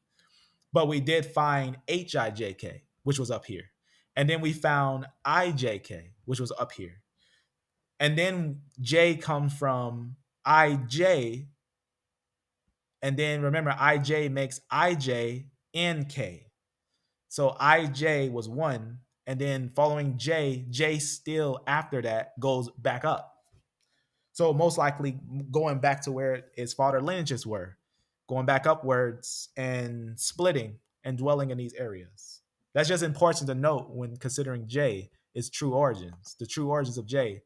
Because a lot of times people, when they look at it, they only look at a small portion of what's actually available of these things. So that's just something that's important to consider when looking at these things, and who's who of these individuals when looking at the root of them. It gives us a major picture of who they are, and it's understandable when we understand the family that CF is Japhetic. That's going to be a Japhetic family. Rather, it's going to be a family that we know will be one family. Now, when talking about who is the Shemites, we got to follow the best lineage to find a Shemite is E1B1B, because E1B1B is so large that it tells the story of who they are. E1B1B as E1B1A, E1B1 was found in the Natufian. That's the oldest finds. The Natufian were found not just, that's the thing. A lot of people, when they see the Natufian, they think that they were Canaanites. They're not. The reason how we know is because Natufian they're too old to be considered a lineage that would be Canaanite. When I say too old, I'm talking about they would be more like a early split. Like if you look at the family of Noah, They would be more like something like, remember, these are going to be your earlier splits. So you don't just all of a sudden from Shem get Abraham, right? You don't get from Shem, and then you can see there's going to be Eber. Eber makes a lineage called Joktan. Joktan is a Nord lineage. It shouldn't be, because there's a lot of historical records on Joktan, because a lot of Joktanites and Arabians were historians early on. A lot of them was early historians, and they wrote a lot of records, a lot of them. And we know that Joktanites actually moved into Africa. They recorded that they went into Africa. It's recorded that they actually dwelled with individuals of the Cushites and went into Punt.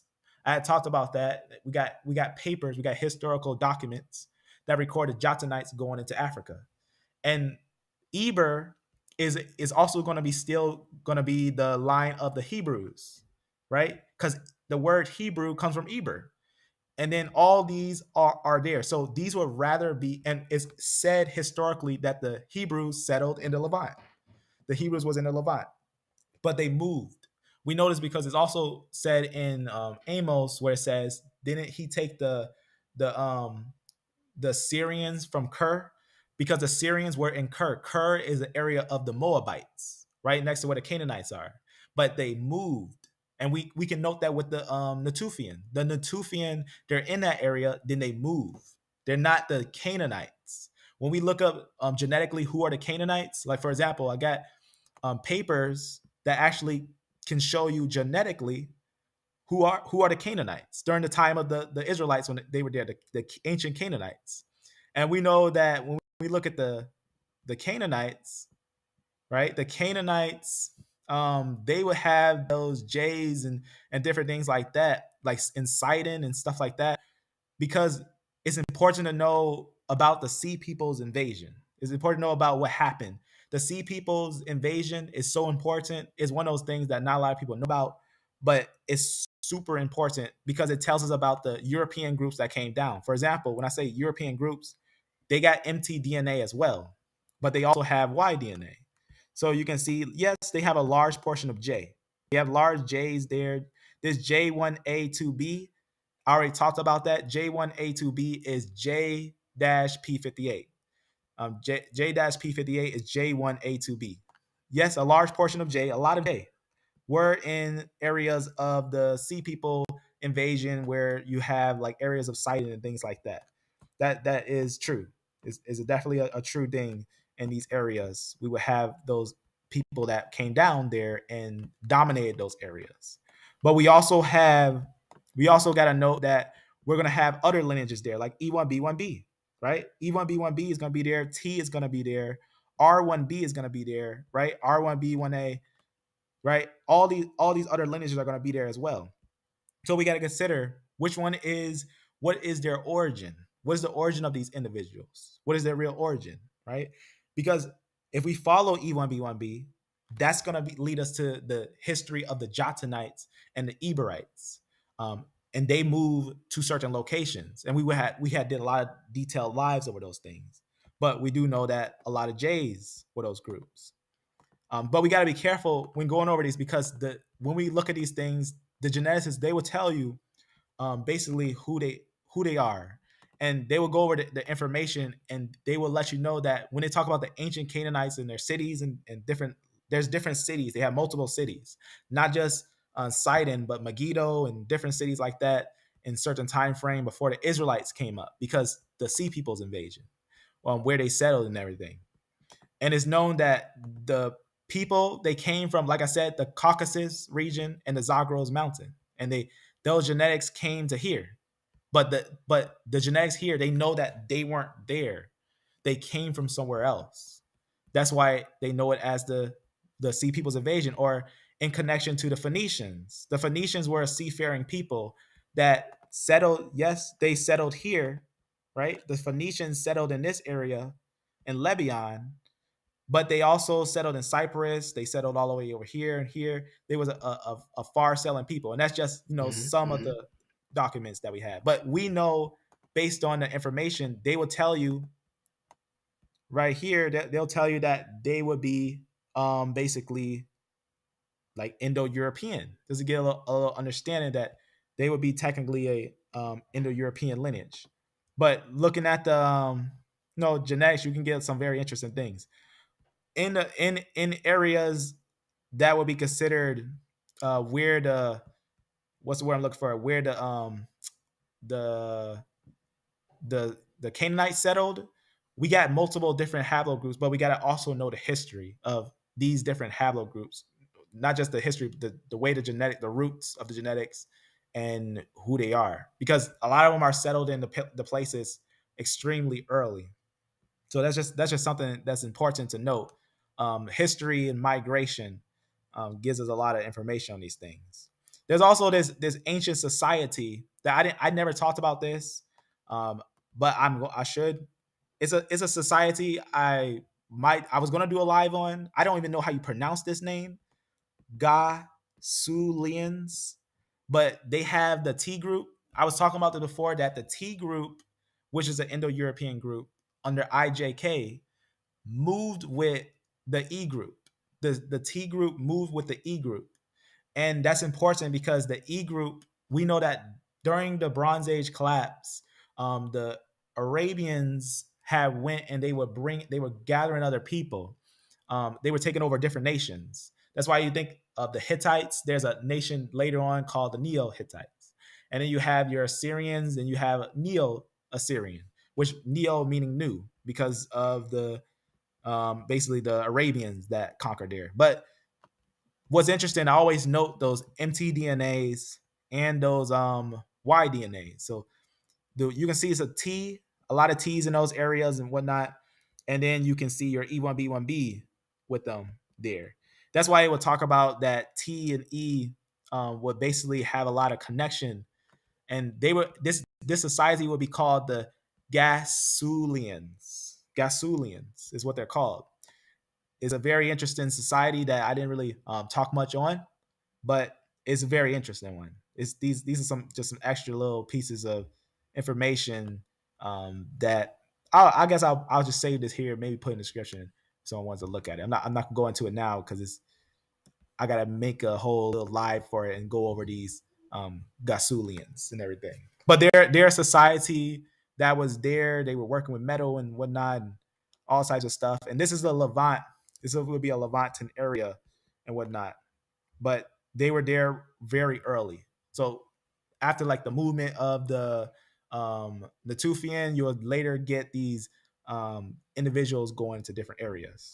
So just to show like this is a real little piece of information, whatnot, it leads to other pieces of information. So it talks about these individuals. It talks about the migration in the ancient Near East is what it talks about. And it'll talk about the genetics and everything and the individuals and whatnot in this little area. And then it'll talk about how they went into Africa. Different individuals end up going into Africa because remember, Africa, people settled in Africa later. But this is something maybe I should go into it one day. Maybe I'll go into it and talk about what's going on there. It's kind of interesting, but that's just something that I wanted to talk about real fast. That's something that is also important. That migration, the way people move and migrate, is something to note. It's something that we also need to note. But I'll read an example of what it says here. We find that in individuals buried in basically this cave, which I'll just show it on the map, what cave it is right here. I'll just show you what it's talking about there. Let's talk about this little cave in the Levant. So these little caves, so right here. So it's just talking about individuals that were buried in these caves. It's talking 4,000 BC to like a certain time frame and whatnot. Let me go back over here.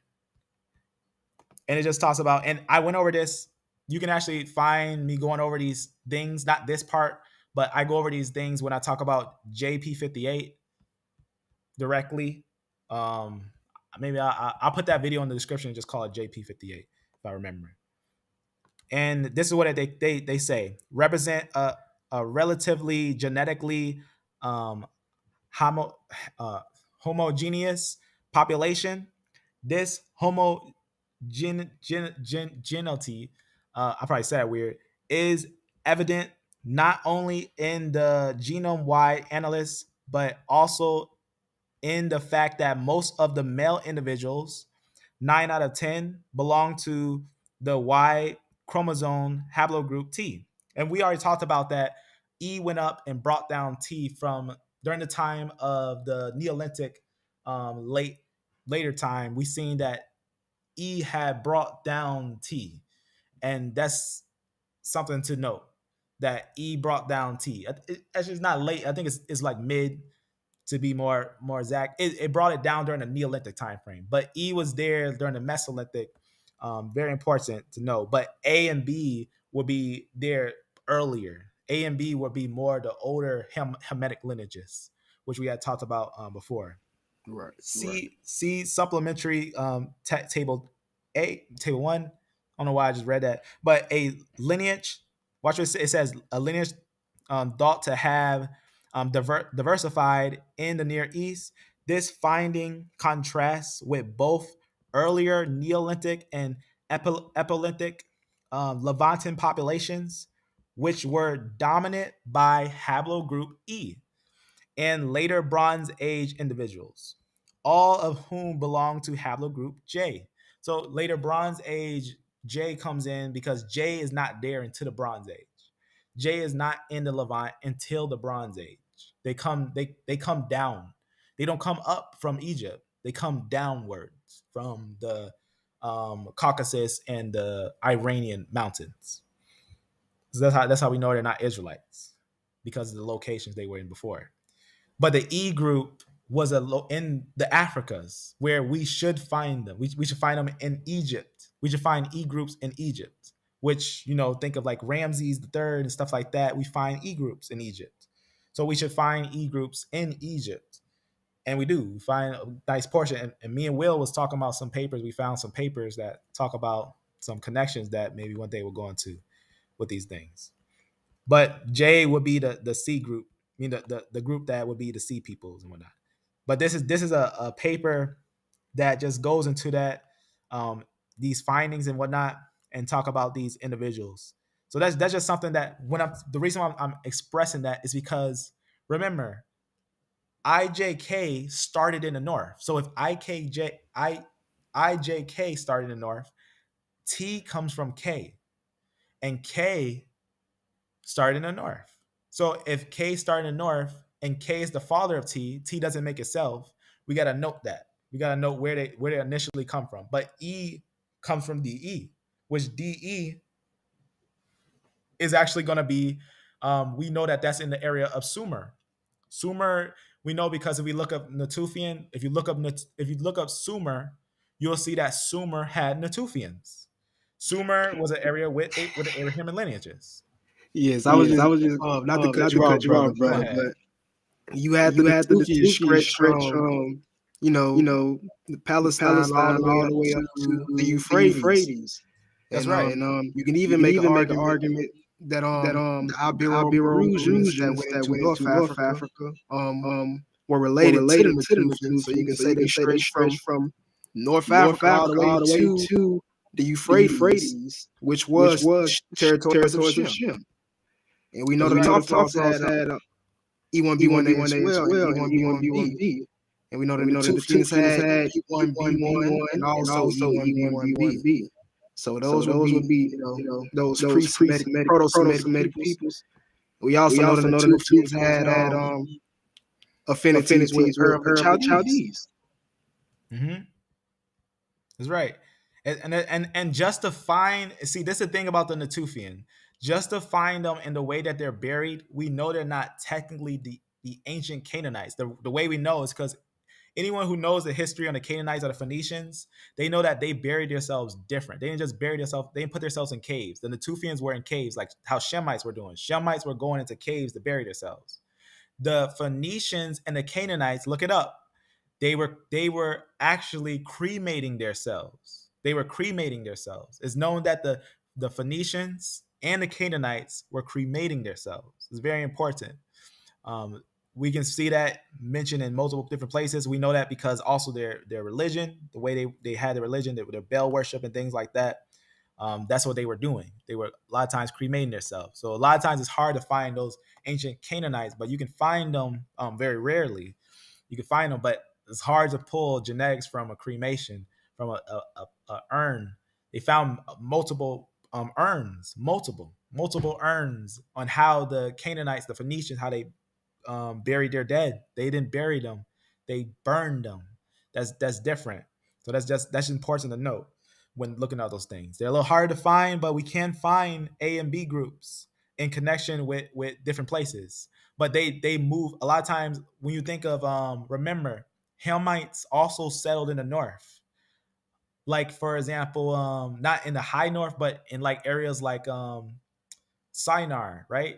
Remember when Nimrod, who is the son of Ham, had called the people to Shinar? We can find A groups in the north or in certain little areas, in different little areas in those areas. For example, here's a little paper, a little idea of what I'm talking about here. It's just a little something. So it just talks about certain locations, like this one. So this one has like A groups and different things like that. And I had talked about this. I had talked about this before. Close this. But I had talked about it before. In certain locations, you can find certain lineages in different areas. But I'll go over that. I'll go over that another time because I don't want to get too deep into it. Let me see how we doing on these things. Are we good? All right. But I wanted to talk about that because these type of things are important to note. So that's why I just put right here. Remember, Nimrod, the Hamite, ruled at Babel. So A and B are noted as Native African, yet go north. So it's very important to note that certain groups go into different locations. So they'll talk about the first horse herders and the impact of early Bronze Age and step into Asia, and you'll find that there will be A groups up there and A00.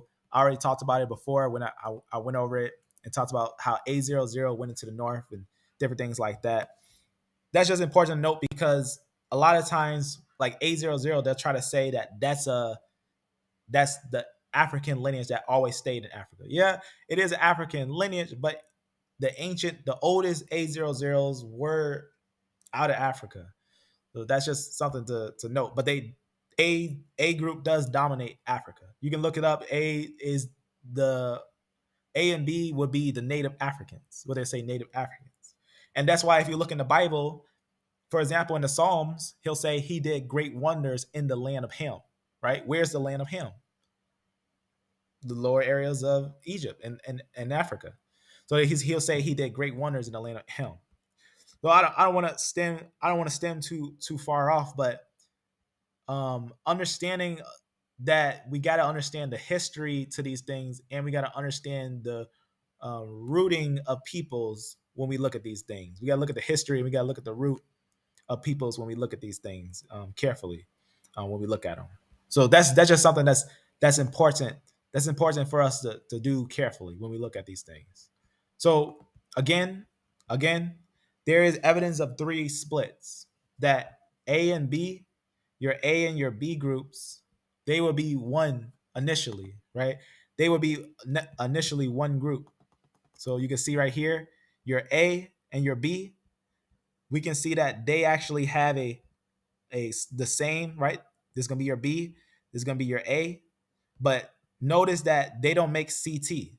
Now, I also gotta make sure I mention this. You see this little line right here? This is your root. So you can there's many ways to draw a chart. Sometimes they have these corners like this. These corners don't mean that that's a person. That just means there's a split. There's just a split. You can actually draw it with a straight line. You don't even need to make these corners like this because there's multiple ways to draw a tree. But these little corners right here are just going to be that these are split. So if we made a straight line, you would have your A and your B groups, and you will have your C, T groups. So your A and B is one group. A and B would be one group, and CT would make another group, which is D, E, and CF. That's very important. But CT and BT would be your roots. BT and CT would be your roots. But if you notice, they actually would attach they actually go further and they attach A00. So where's A00?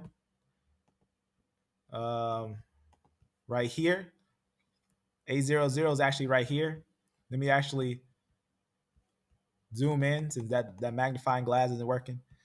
You can see right here, and I'm going to show you what I mean. So who's the oldest? What's the oldest person you can possibly find? A00. So A00 would be like the ultimate root, they would say, necessarily. Is it actually connected like that? I don't believe so. The reason why is because if you look on a tree, it's 0% of the tree. It would actually be 0% of the tree. But just to show what I mean here, let me actually show A00 that people don't actually start in Africa. Like they'll say A00 is African. That's what they'll say. They'll say A00 will be African. But notice where we find the oldest A00. This is the oldest. This will be the oldest A00 said 100,000 years ago. There's no fossil older than that. There's no fossil that's actually found that's older than that. And guess what they call it? A Denisovan. They call it a Denisovan, right? And it's right here. Let me just click it and show you. So this group right here is actually is an A00. And it will say that is in the Paleolithic time frame. So this would be your A00 and said to be a Denisovan. Now the thing about it is that I talked about it before. I should show what I'm talking about. They sometimes misclassify these because they be found in ancient times and they misclassify them. Like C. They had made C Neanderthals. They were calling C Neanderthal. I'll just show what I'm talking about real fast. When I say, I was talking about it when, if you want to see, when I was talking about DNA, Juda DNA, I did a review on Juda DNA, and I was talking about, what am I doing? All right. I was talking about how I was basically showing how the C and the E were basically moving together, and they misclassified the C1 and C2 as Neanderthals. And I was talking about that in one of the little videos. I don't think it's this one, this little note, but I'll show it real fast. I should show it real well. I'll show it on here. I probably can find it on this thing. It's not in this note. Not in this note.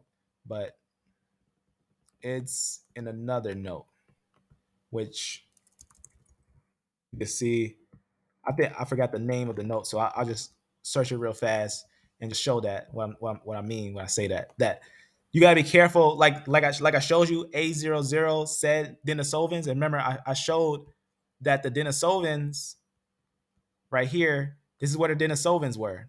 So it would say the Denisovans were over here. But they say A00 would be a Denisovan. That's a mistake that they were making because A00 is a modern person.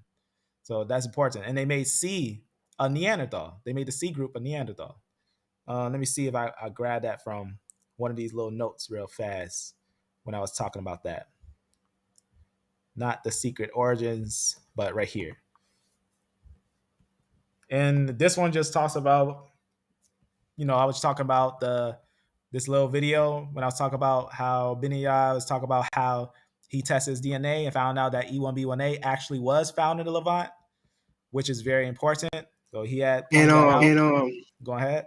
I saw a brother commenting under your video when you did the video on that. Mm-hmm.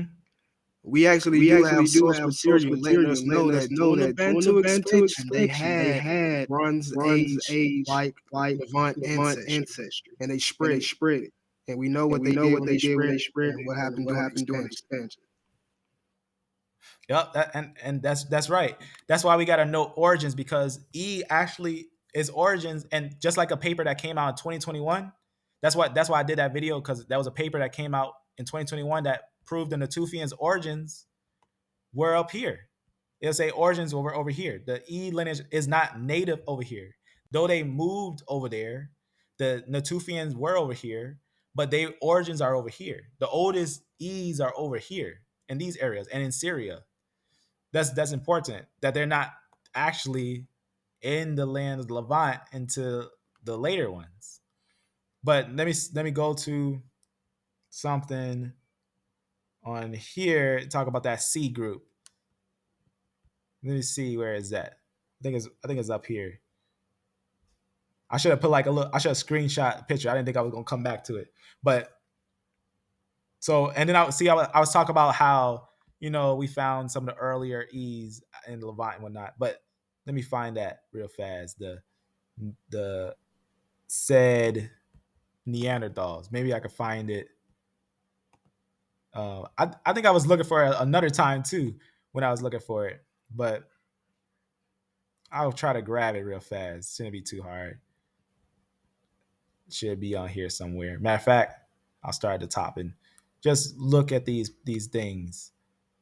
But that's why it's important to note that sometimes groups can be misclassified because of thinking that it's older than what it is because of where it's found or the layers that it's found in. And they'll say because of these deep layers that it must be very old. We just keep going over here because I know it's on this one because I believe this is where we had broke it down. Okay, right here. So this is what I was talking about. So the Homo sapiens, that H sapiens, Homo sapiens, sometimes misclassified as Neanderthals, was mixing with E1B1 groups. So this is where it was talked about. So you can see where it talks about the pit of bones and whatnot. And then it'll talk about C group, which I think is on this part right here where they say not quite Neanderthals. And they were basically concluding that the C group, though at first it was classified as Neanderthal, and that's why papers that should be thrown away, there's papers that should be thrown away that say people are Neanderthals because of the misclassification of C. But I go over it on the video, the exact spot. I don't know where exactly it is on here because it's been a while since I looked at this little paper. Let's see. Oh no, it's somewhere on this little thing where we talk about it. But this was a little find that they found when they found this said pit of bones, kind of like how it's said in Ezekiel where they talk about the valley of dry bones and stuff. But they did find some individuals, 28 individuals and whatnot, that some misclassified as Neanderthal. And I had pointed out, and I went to the paper and I showed how the exact haplogroup was C1 and C2. And we was putting them on a chart. We were throwing them on the chart for all the ones we were finding and everything. I don't know if it's on this thing. Let me see. In fact, might be underneath it. Somewhere, one of these little ones. Let me see. I don't know what this little picture is. I would know if I look at that little video again. Let me go down and see if I find it on here. I think this is it. Where they broke it down. See, that's why I do lies, because I think let me see, let me copy it. I think one piece wasn't opening. Because sometimes, right? You see that? That's like I said, remember that was a said Denisovan and whatnot. But let me go and show you this little book where they actually was talking about the individuals and whatnot.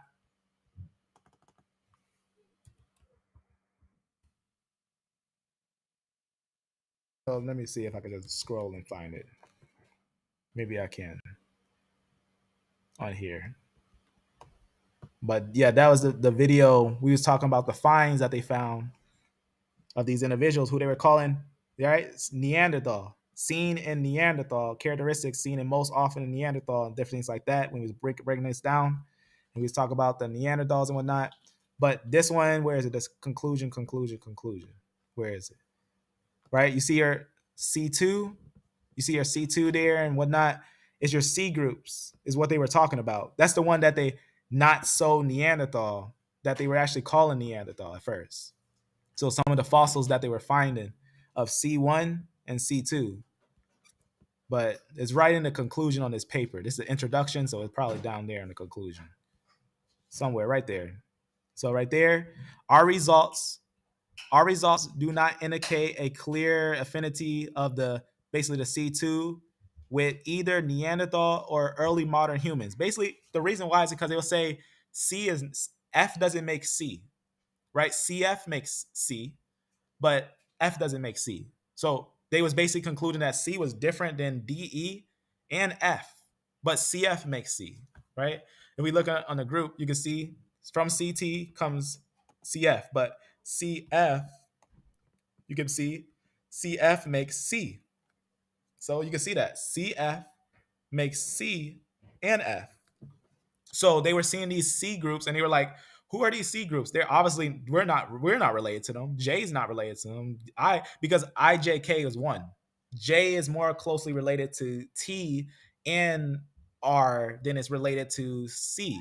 Though they are related down the line, closer with F, because F is the father of J, is what I'm saying. But C doesn't make J, but F makes J, is what they're concluding. They're basically taking that lineage and they concluded that wasn't actually a Neanderthal. Long story short, is what they concluded. And the reason I want to show you that is because that's what we found, that sometimes you'll have misclassifications and that would extend the ages of people, and they would make it like a different age and different things like that, like these A00, right? That they classified as Denisovans. So they classified C groups, right? You see these C right here. You can see this probably that one that we was just looking at. I'm gonna just click it to see if it is. It'll probably say Neanderthal. Well, why I click that like that? Right here, I'll click it from here. Maybe it'll say Neanderthal. So right there, you see that? And these ones were mixing. Remember we talked about the Denisovans and the Neanderthals mixing? Let me see if this will say. So see, this one doesn't really say what it is. If this one, they call this one Neanderthal. No, this little paper. But let me see. I'll look at this one to see if it's a bunch of them. I'm not gonna look through all of them because there's a bunch of them right there. So I'm not gonna keep clicking through all of them. But you can see these C1s. Most likely one of them probably would say Neanderthal on it, and that's how you got that lineage, that C1 that they were classifying as Neanderthal. In fact, it might be this one because I remember that name. That name looks familiar. Maybe it is. I don't know. That I'll just leave that alone. But one of the C's were misclassified as Neanderthal. That's why we were going over that they were talking about that it was not so Neanderthal, because they took a second look at it and found out that it was actually from CF, and that it was a family of CF family. So that's what we're showing, the pit of bones, the said Neanderthal evolution in the act. But then they found out that C necessarily was not so Neanderthal, not quite Neanderthal. So very deep things we were looking at. Very, very deep things. Very deep, controversial things sometimes.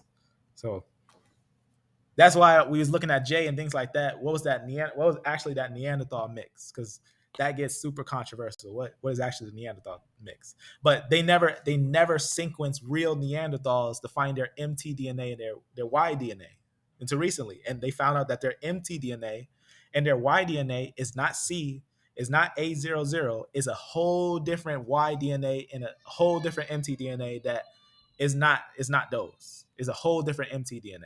Totally different. They found them when they found these lineage, the K lineage called Isham. I had talked about that as well. Isham, which is K with mtDNA R, was up there mixing with Neanderthals, or had Neanderthal major mix in it, which were the female. Which, like I said, the female mixing in, giving that Neanderthal extra mix was said Neanderthal mix, which is like an ancient lineage that was inside them. So I just wanted to show that because that's one of those things that, like I say, it's when you see, like, for example, millions and billions of years and all that stuff, there's no millions and billions of years. There's really no millions and billions of years. There's never a time frame, and someone can challenge it, and I will debunk them quickly. There's no time frame where there is only animals and no human. I found humans. Yep, facts. Just postulation. Go ahead. No, I was just saying that's just postulation. Yep. It's just guessing because we know. I got a note that I did on America, and I got humans that are said 500 million years old, said 600 million years old, fossils that are 300, 500, up to millions of years old. So it's one of those things that, dating these things, the biblical narrative is true, is what I concluded, is that we got to be careful because a lot of people were not just misclassifying stuff, but there's papers that are wrong or outdated that they still consider valid, like people being said in Africa. Yet that's based upon modern people, not ancient people. It's not based upon ancient finds. It's based upon modern finds. Because if they use ancient finds, then the E group wouldn't be called African. It'd be called Levantan because of Natufian. So that's very important. That is actually a Levantan lineage.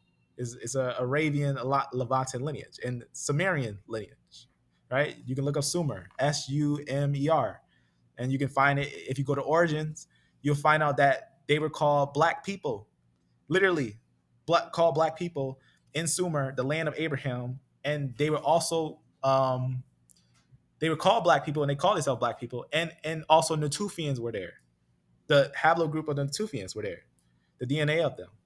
So that's just something to consider, that's the origins of E. The origins of E is actually up here. The fossils of E is up there. So that's something to consider, that E1B1 makes the Shemitic lineages. But this is why I'm showing you that, because sometimes these things require individuals to look into it a little more deeper than just skimming through it, but actually taking the time to look into it a little more deeper. So, but note the family. Let me make sure I'm good on time. All right, 31 minutes, we good. All right, so let's understand what I'm saying. So you see that A00, that's not African. So everyone didn't start in Africa. You got to show me an A00, a fossil older than the one we found in Russia. You can't. There's no older A00 than the one that said Denisovan. The one that said Denisovan in the land of Russia. Denisovans are upper area. So he said a Denisovan, and that's your root of everybody. So the out of Africa, the reconstruction, this paper is trying to tell you the truth, that the world's been lying. A lot of people, they've been illustrating this thing based upon what they want to illustrate. And that if you look at it closely, there's no out of Africa concept, and you might want to look into the E group a little more closer, that they might definitely be the Shemite, the Shemitic lineages, which DE is the Shemitic lineages. Now, I wanted to address one of the brothers that concluded the Japanese being Esau. There's no way. We got to understand that the Japanese are not Esau. We got to understand who is Esau. Esau is literally a twin of Israel. So we have to consider this, right? Let's look at DE real fast. And how we know D isn't Esau and CF isn't Ishmael, because we can't have it that diverse. Because we have to consider who is Israel. If, like for me, I found out that E1B1A becomes Israel. That's why I found out. And if E1B1A is Israel, then we can't have something like D being Esau, because that'd be so far from him being a twin. Because remember, Esau genetically is a blood twin in the same womb from Sarah and from Rebecca, right? And from Abraham and from Isaac. So they have to be twins. They have to be literally twins. I found E1B1C to be more of Esau. I found E1B1C to be more Esau. And I found E1B1C is E1B1A2 to be more Esau, which is E1 or E-M329 to be Esau. But I found M2, which makes 12 subclades or subclads, or 12 sub-haplogroups from M2. 12, the only haplogroup that brings 12 is E1B1A. And that's the one that went to certain areas that we can find that the Jews went into, from the areas of Spain and different areas. That's a different topic of its own, to go into the details of all those things. And the yesterday video, I'll put some links in the description. But if we're gonna consider who's Esau, it has to be a twin. It has to be a close twin. It has to be a lineage that's so close but different, which I found E1B1C to be a twin of M2. Some people say Esau is E1B1B. I don't believe that, because E1B1B shows itself to be Arabians in certain areas. It's too large to be Esau. It's too diverse to be Esau. It can't be Esau. Also, D can't be Esau, because D is, when we think about Japanese, that how can Esau be Japanese? Because remember, Esau, he settled. We know we can track Esau all the way into 70 AD. Esau, the Edomites were over here, down right in these little areas over here, right? Ammonites, Moabites, and Edomites settled on this side of the Levant, right? They settled on this side. The Ammonites and Edomites and Moabites. But we also know that Esau mixed with the Hittites and the Hivites. So they mixed with people over here, and they were mixing with some people over here. So, and I found out Esau's lineage was over here in Ethiopia. They was mixing with Hittites, Hivites. So they were mixing with these different lineages. And I found that lineage to be in these different areas. That's why if you think about Mota, they talk about Mota, which leads to the E1B1C, being actually in these areas, because they mix with the Hittites, the Hivites and the Hivites and whatnot. And that E lineage, that Mota lineage, actually was up in these areas. And I can show you that find as well, that they was over here in these areas, that E. And also the thing about the Japanese, I found them more to be closer linked to Elam. The reason why is because I found historical papers saying Elam, the finds of Elam had D. They found Negroid heads in the lands of Elam. And Elam, after being destroyed, we have a couple different papers by the Chinese that recorded of all of a sudden Negroids popping up in the lands over here. And these ones end up moving and going over here. And that's why Japanese have D. Japanese have the D group. They came all the way from over here, from these areas, because Elam was set over here. But when the Assyrians and all those was, Assyrian, Babylonians, it was chaotic over there. So they end up migrating all the way in these areas. D is Japanese.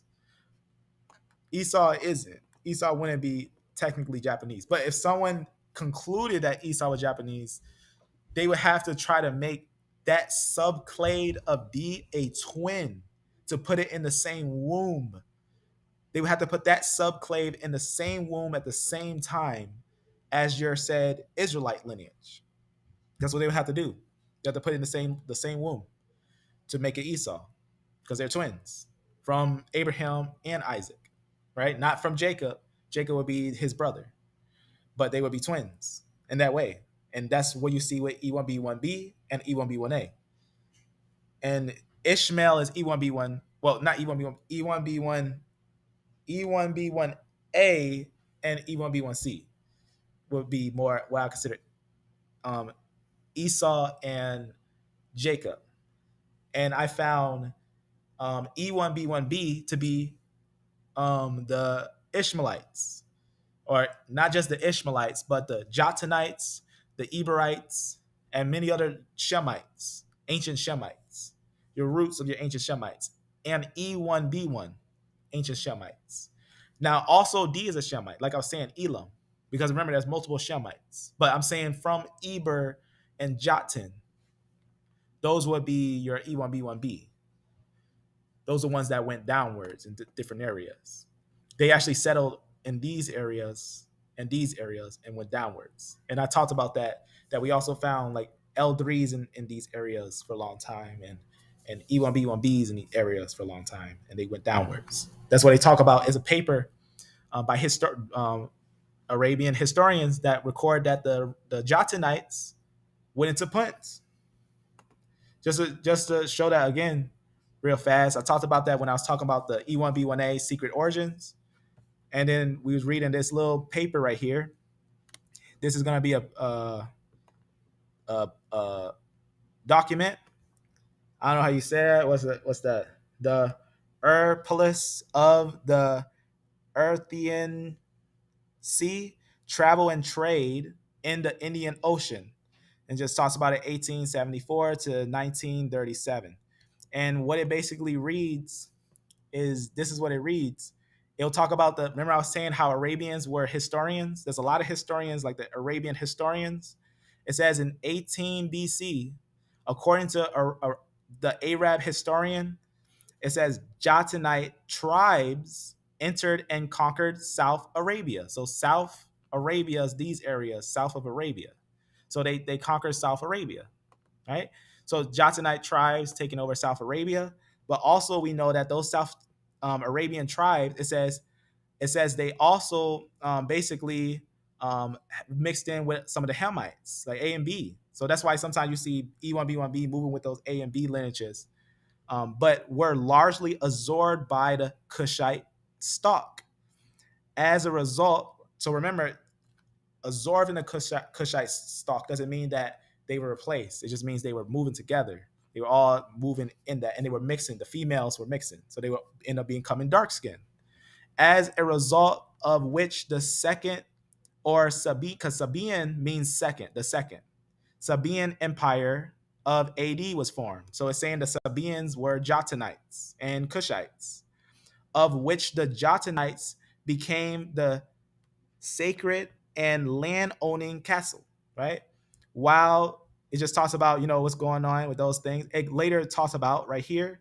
Watch what it says here. It says, it talks about Punt, and it talks about basically the Arabia. It says the territory of Arabia, right? It just talks about how they were moving through Arabia. And if you know where Punt is, it'll let you know that Punt was an area. Let me just show what, I don't know if this thing would show me Punt. I doubt it, because no one really knows where it is. It's exactly like, it's in between Yemen, or is it gonna show me Punt? It's in between.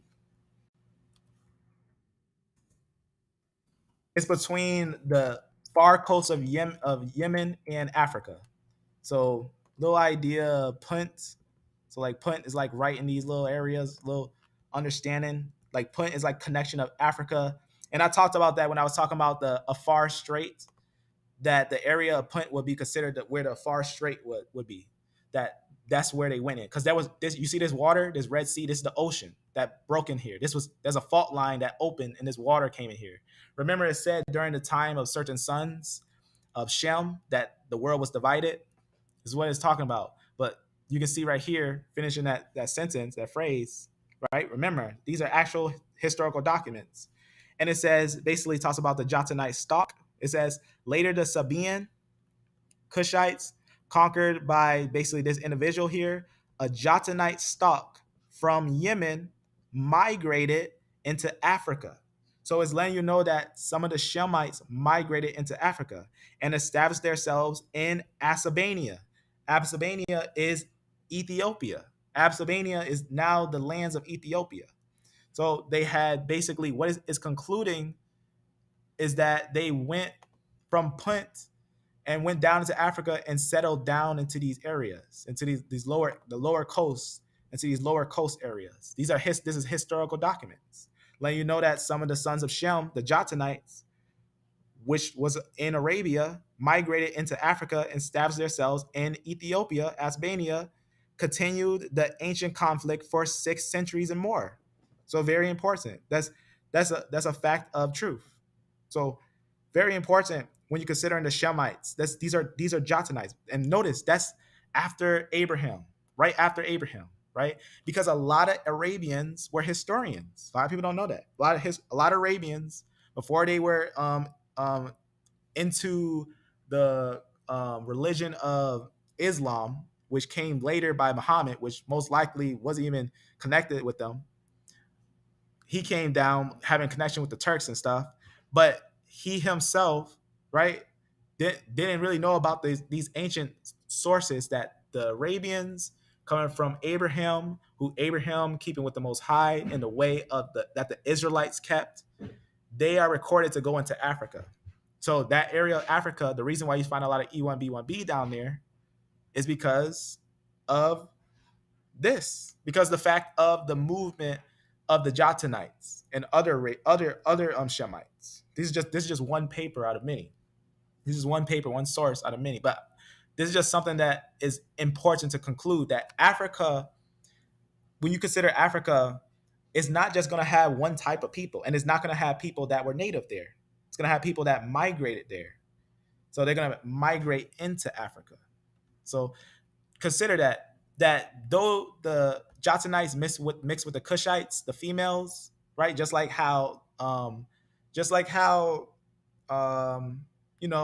Judah mixed with a Canaanite female, Levi mixed with Ethiopian, and these things will be things that are not hard to understand, right? People are mixing today. Why wouldn't we think people were mixing before?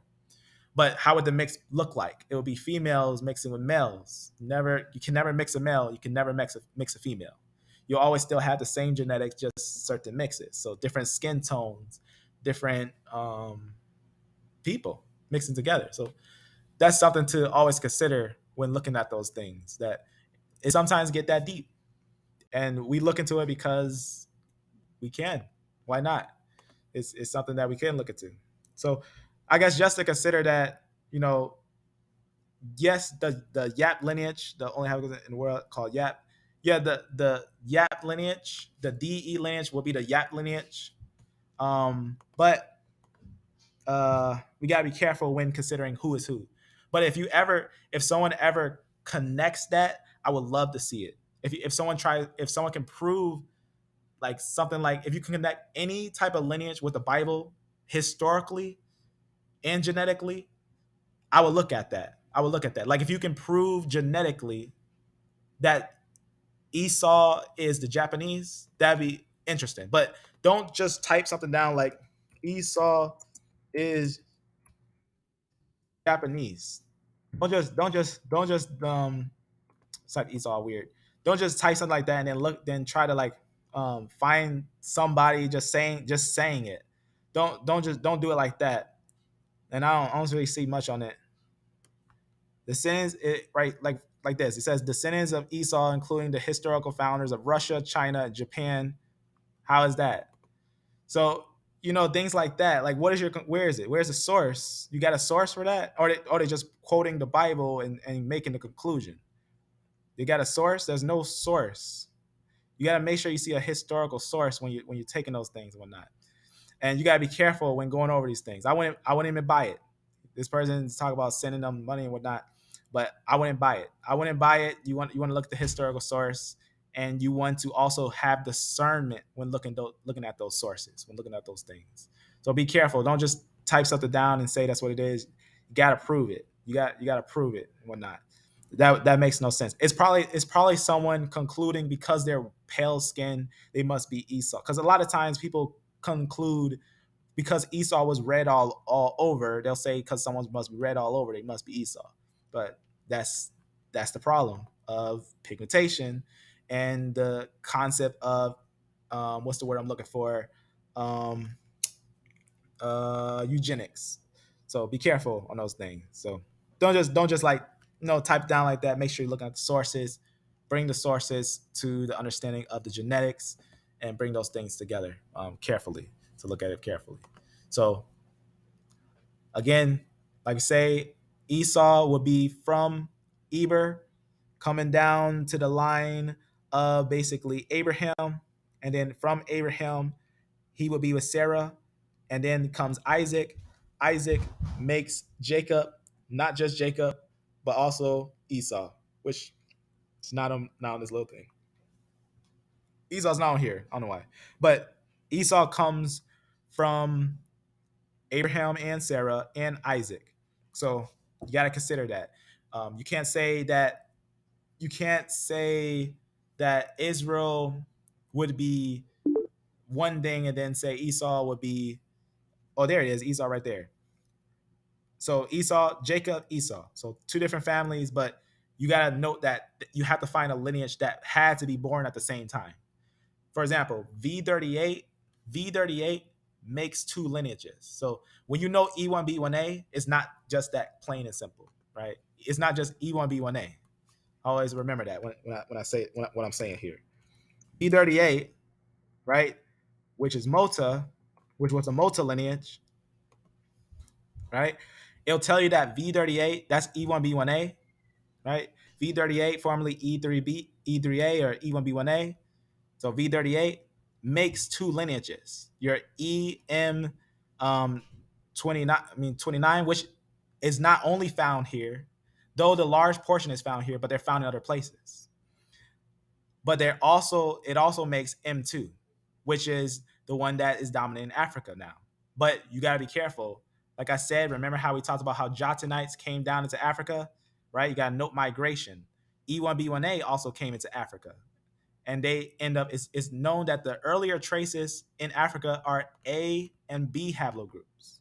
Even the finds of A will tell you, even the same finds of A will tell you that E1B1A wasn't native to Africa, but E1B1A actually came into Africa and became a dominant lineage in Africa. So you can see when it's talk about E1B1A, and they'll tell you that E1B1A, when it talks about according to these studies, it'll tell you that basically the original inhabitants, traces of the ancestral inhabitants, however, in these areas are A and B groups. So remember, the land of Ham belongs to the A and B groups, but the E groups are your Asians that migrated down there. So very, very important when you're knowing those things. So I guess since we're getting shorter on time, let my brother up. If anyone ever wants to go live on, the Anu is not white. They're darker skin, yes. Some of the Japanese, yes, we did talk about that. Japanese are darker skin, but remember, pigmentation isn't a representation of people. You got to put D in the same womb as E. Who's the Israelites? Is E1B1? Do you consider E1B1A to be the Israelites? Can you put D in the same womb as E1B1A? I'm not just saying E. I'm not saying E dash M696. I'm not saying E dash M96 because remember, the E group, right? E1B1A doesn't make itself, right? It comes from V38, but even V38 comes from P2, right? E1B1. Can you put a D lineage in the same womb as E1B1? No. So let's go back a little more and more to EM96. This is where you get your D group. Is the Israelites EM96? No. The reason why we know is because we have different clades. You get your E1A, you get your E2s that come from here. Those are going to be a little different.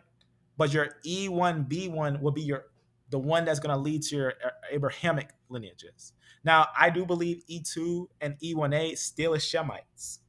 They could be Lud. They could be one of the other lineages of the Shemites.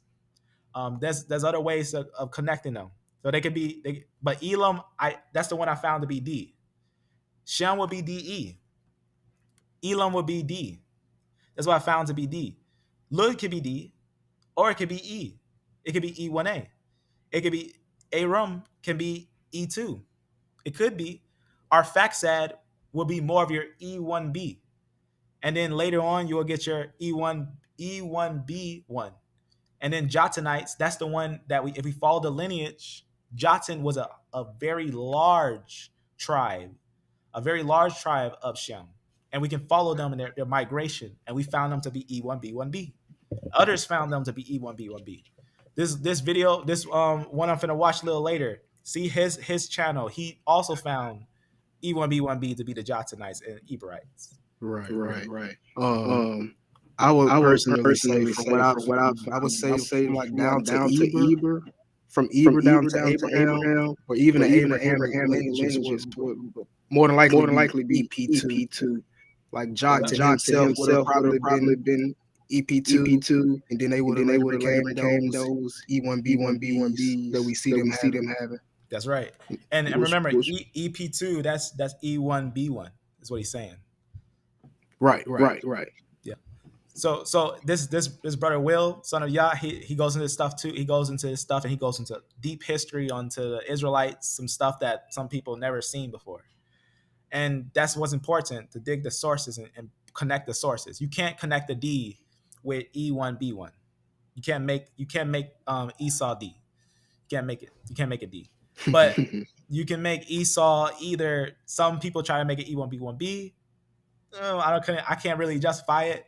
I more find it to E1B1C more so because they were in the same womb. They came at the same time. They were from V38.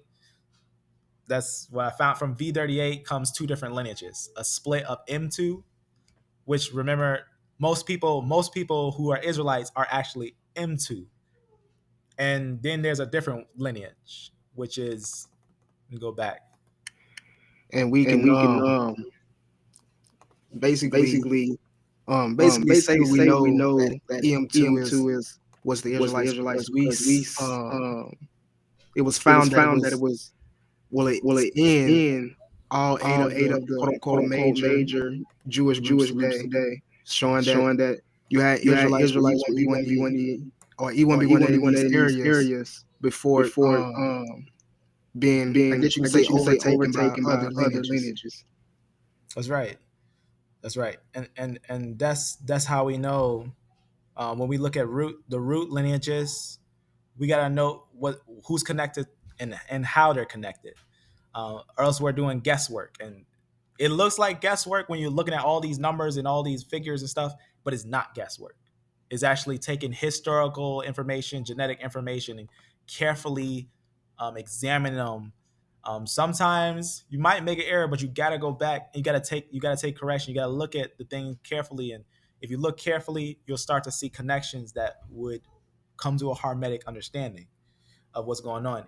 A lot of geneticists are concluding E1B1 to be the Israelites, not just E1, but E1B1, which would make your E1B1B and your E1B1A and E1B1C. These are three different lineages that make different lineages. So just consider that, E1B1 would make your Abrahamic lineages, like sons from Abraham. So that's just something to consider. Right. And even if you go back to that chart real quick, I like to point this out with people. Right here? Yes. Zoom in a little bit, if you can. Yes. Okay. You want me to zoom in more? Yes, I was trying to see if it was showing Abraham's brothers. Yeah, Abraham, like Moab and yeah. Okay, Moab up there. Yeah, right there, from Terah. So I like descendants of Terah. I mean, so I always like to say if Abraham was EP2, that would make the sons of Moab and Ammon EP2 as well. And if we go in North Africa today, we confirm this with the Mozabite people, who are 87% E1B1B, which will make them go back to B1 haplotype. I would agree with that. I think that some of the Ammonites and Moabites could definitely be E1B1B. That's definitely possible. Also think it's possible that since Terah could be E1B1, or he can be, because I believe Abraham to be E1B1.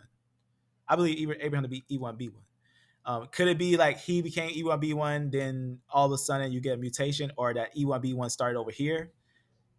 It could be at Eber, because Jotanites, if Terah is from Eber, then Eber will most likely have that E1B1, and these ones will also have E1B1. So that's definitely possible. So Jotanites show that their cells to be E1B1 as Eber. So these ones could be more the other splits, definitely. But these ones most likely are going to be that E1B1. So yes, I definitely could see that, definitely. And also I found that to be true. When you're looking at these connections of these people, you can connect them with those roots. You can connect them with those lineages. So and that's why we go into these things. We go into these things because that's what we can find. We can find the people named. We can find sons of because remember, these are not just these are not stories. These are historical documents of these individuals. This is basically like a legacy. The Bible is a legacy of individuals, right? Messiah came from actual lineages of peoples, right? And we know that these peoples exist. Abraham, and they're in a bunch of different historical documents, right? The Herodians, which are Edomites, the Moabites, the Ammonites, they're mentioned in multiple places. In Tychus Epiphanes, he pushed the Moabites and the Ammonites and the Edomites out of the Levant. So that's something that's also important.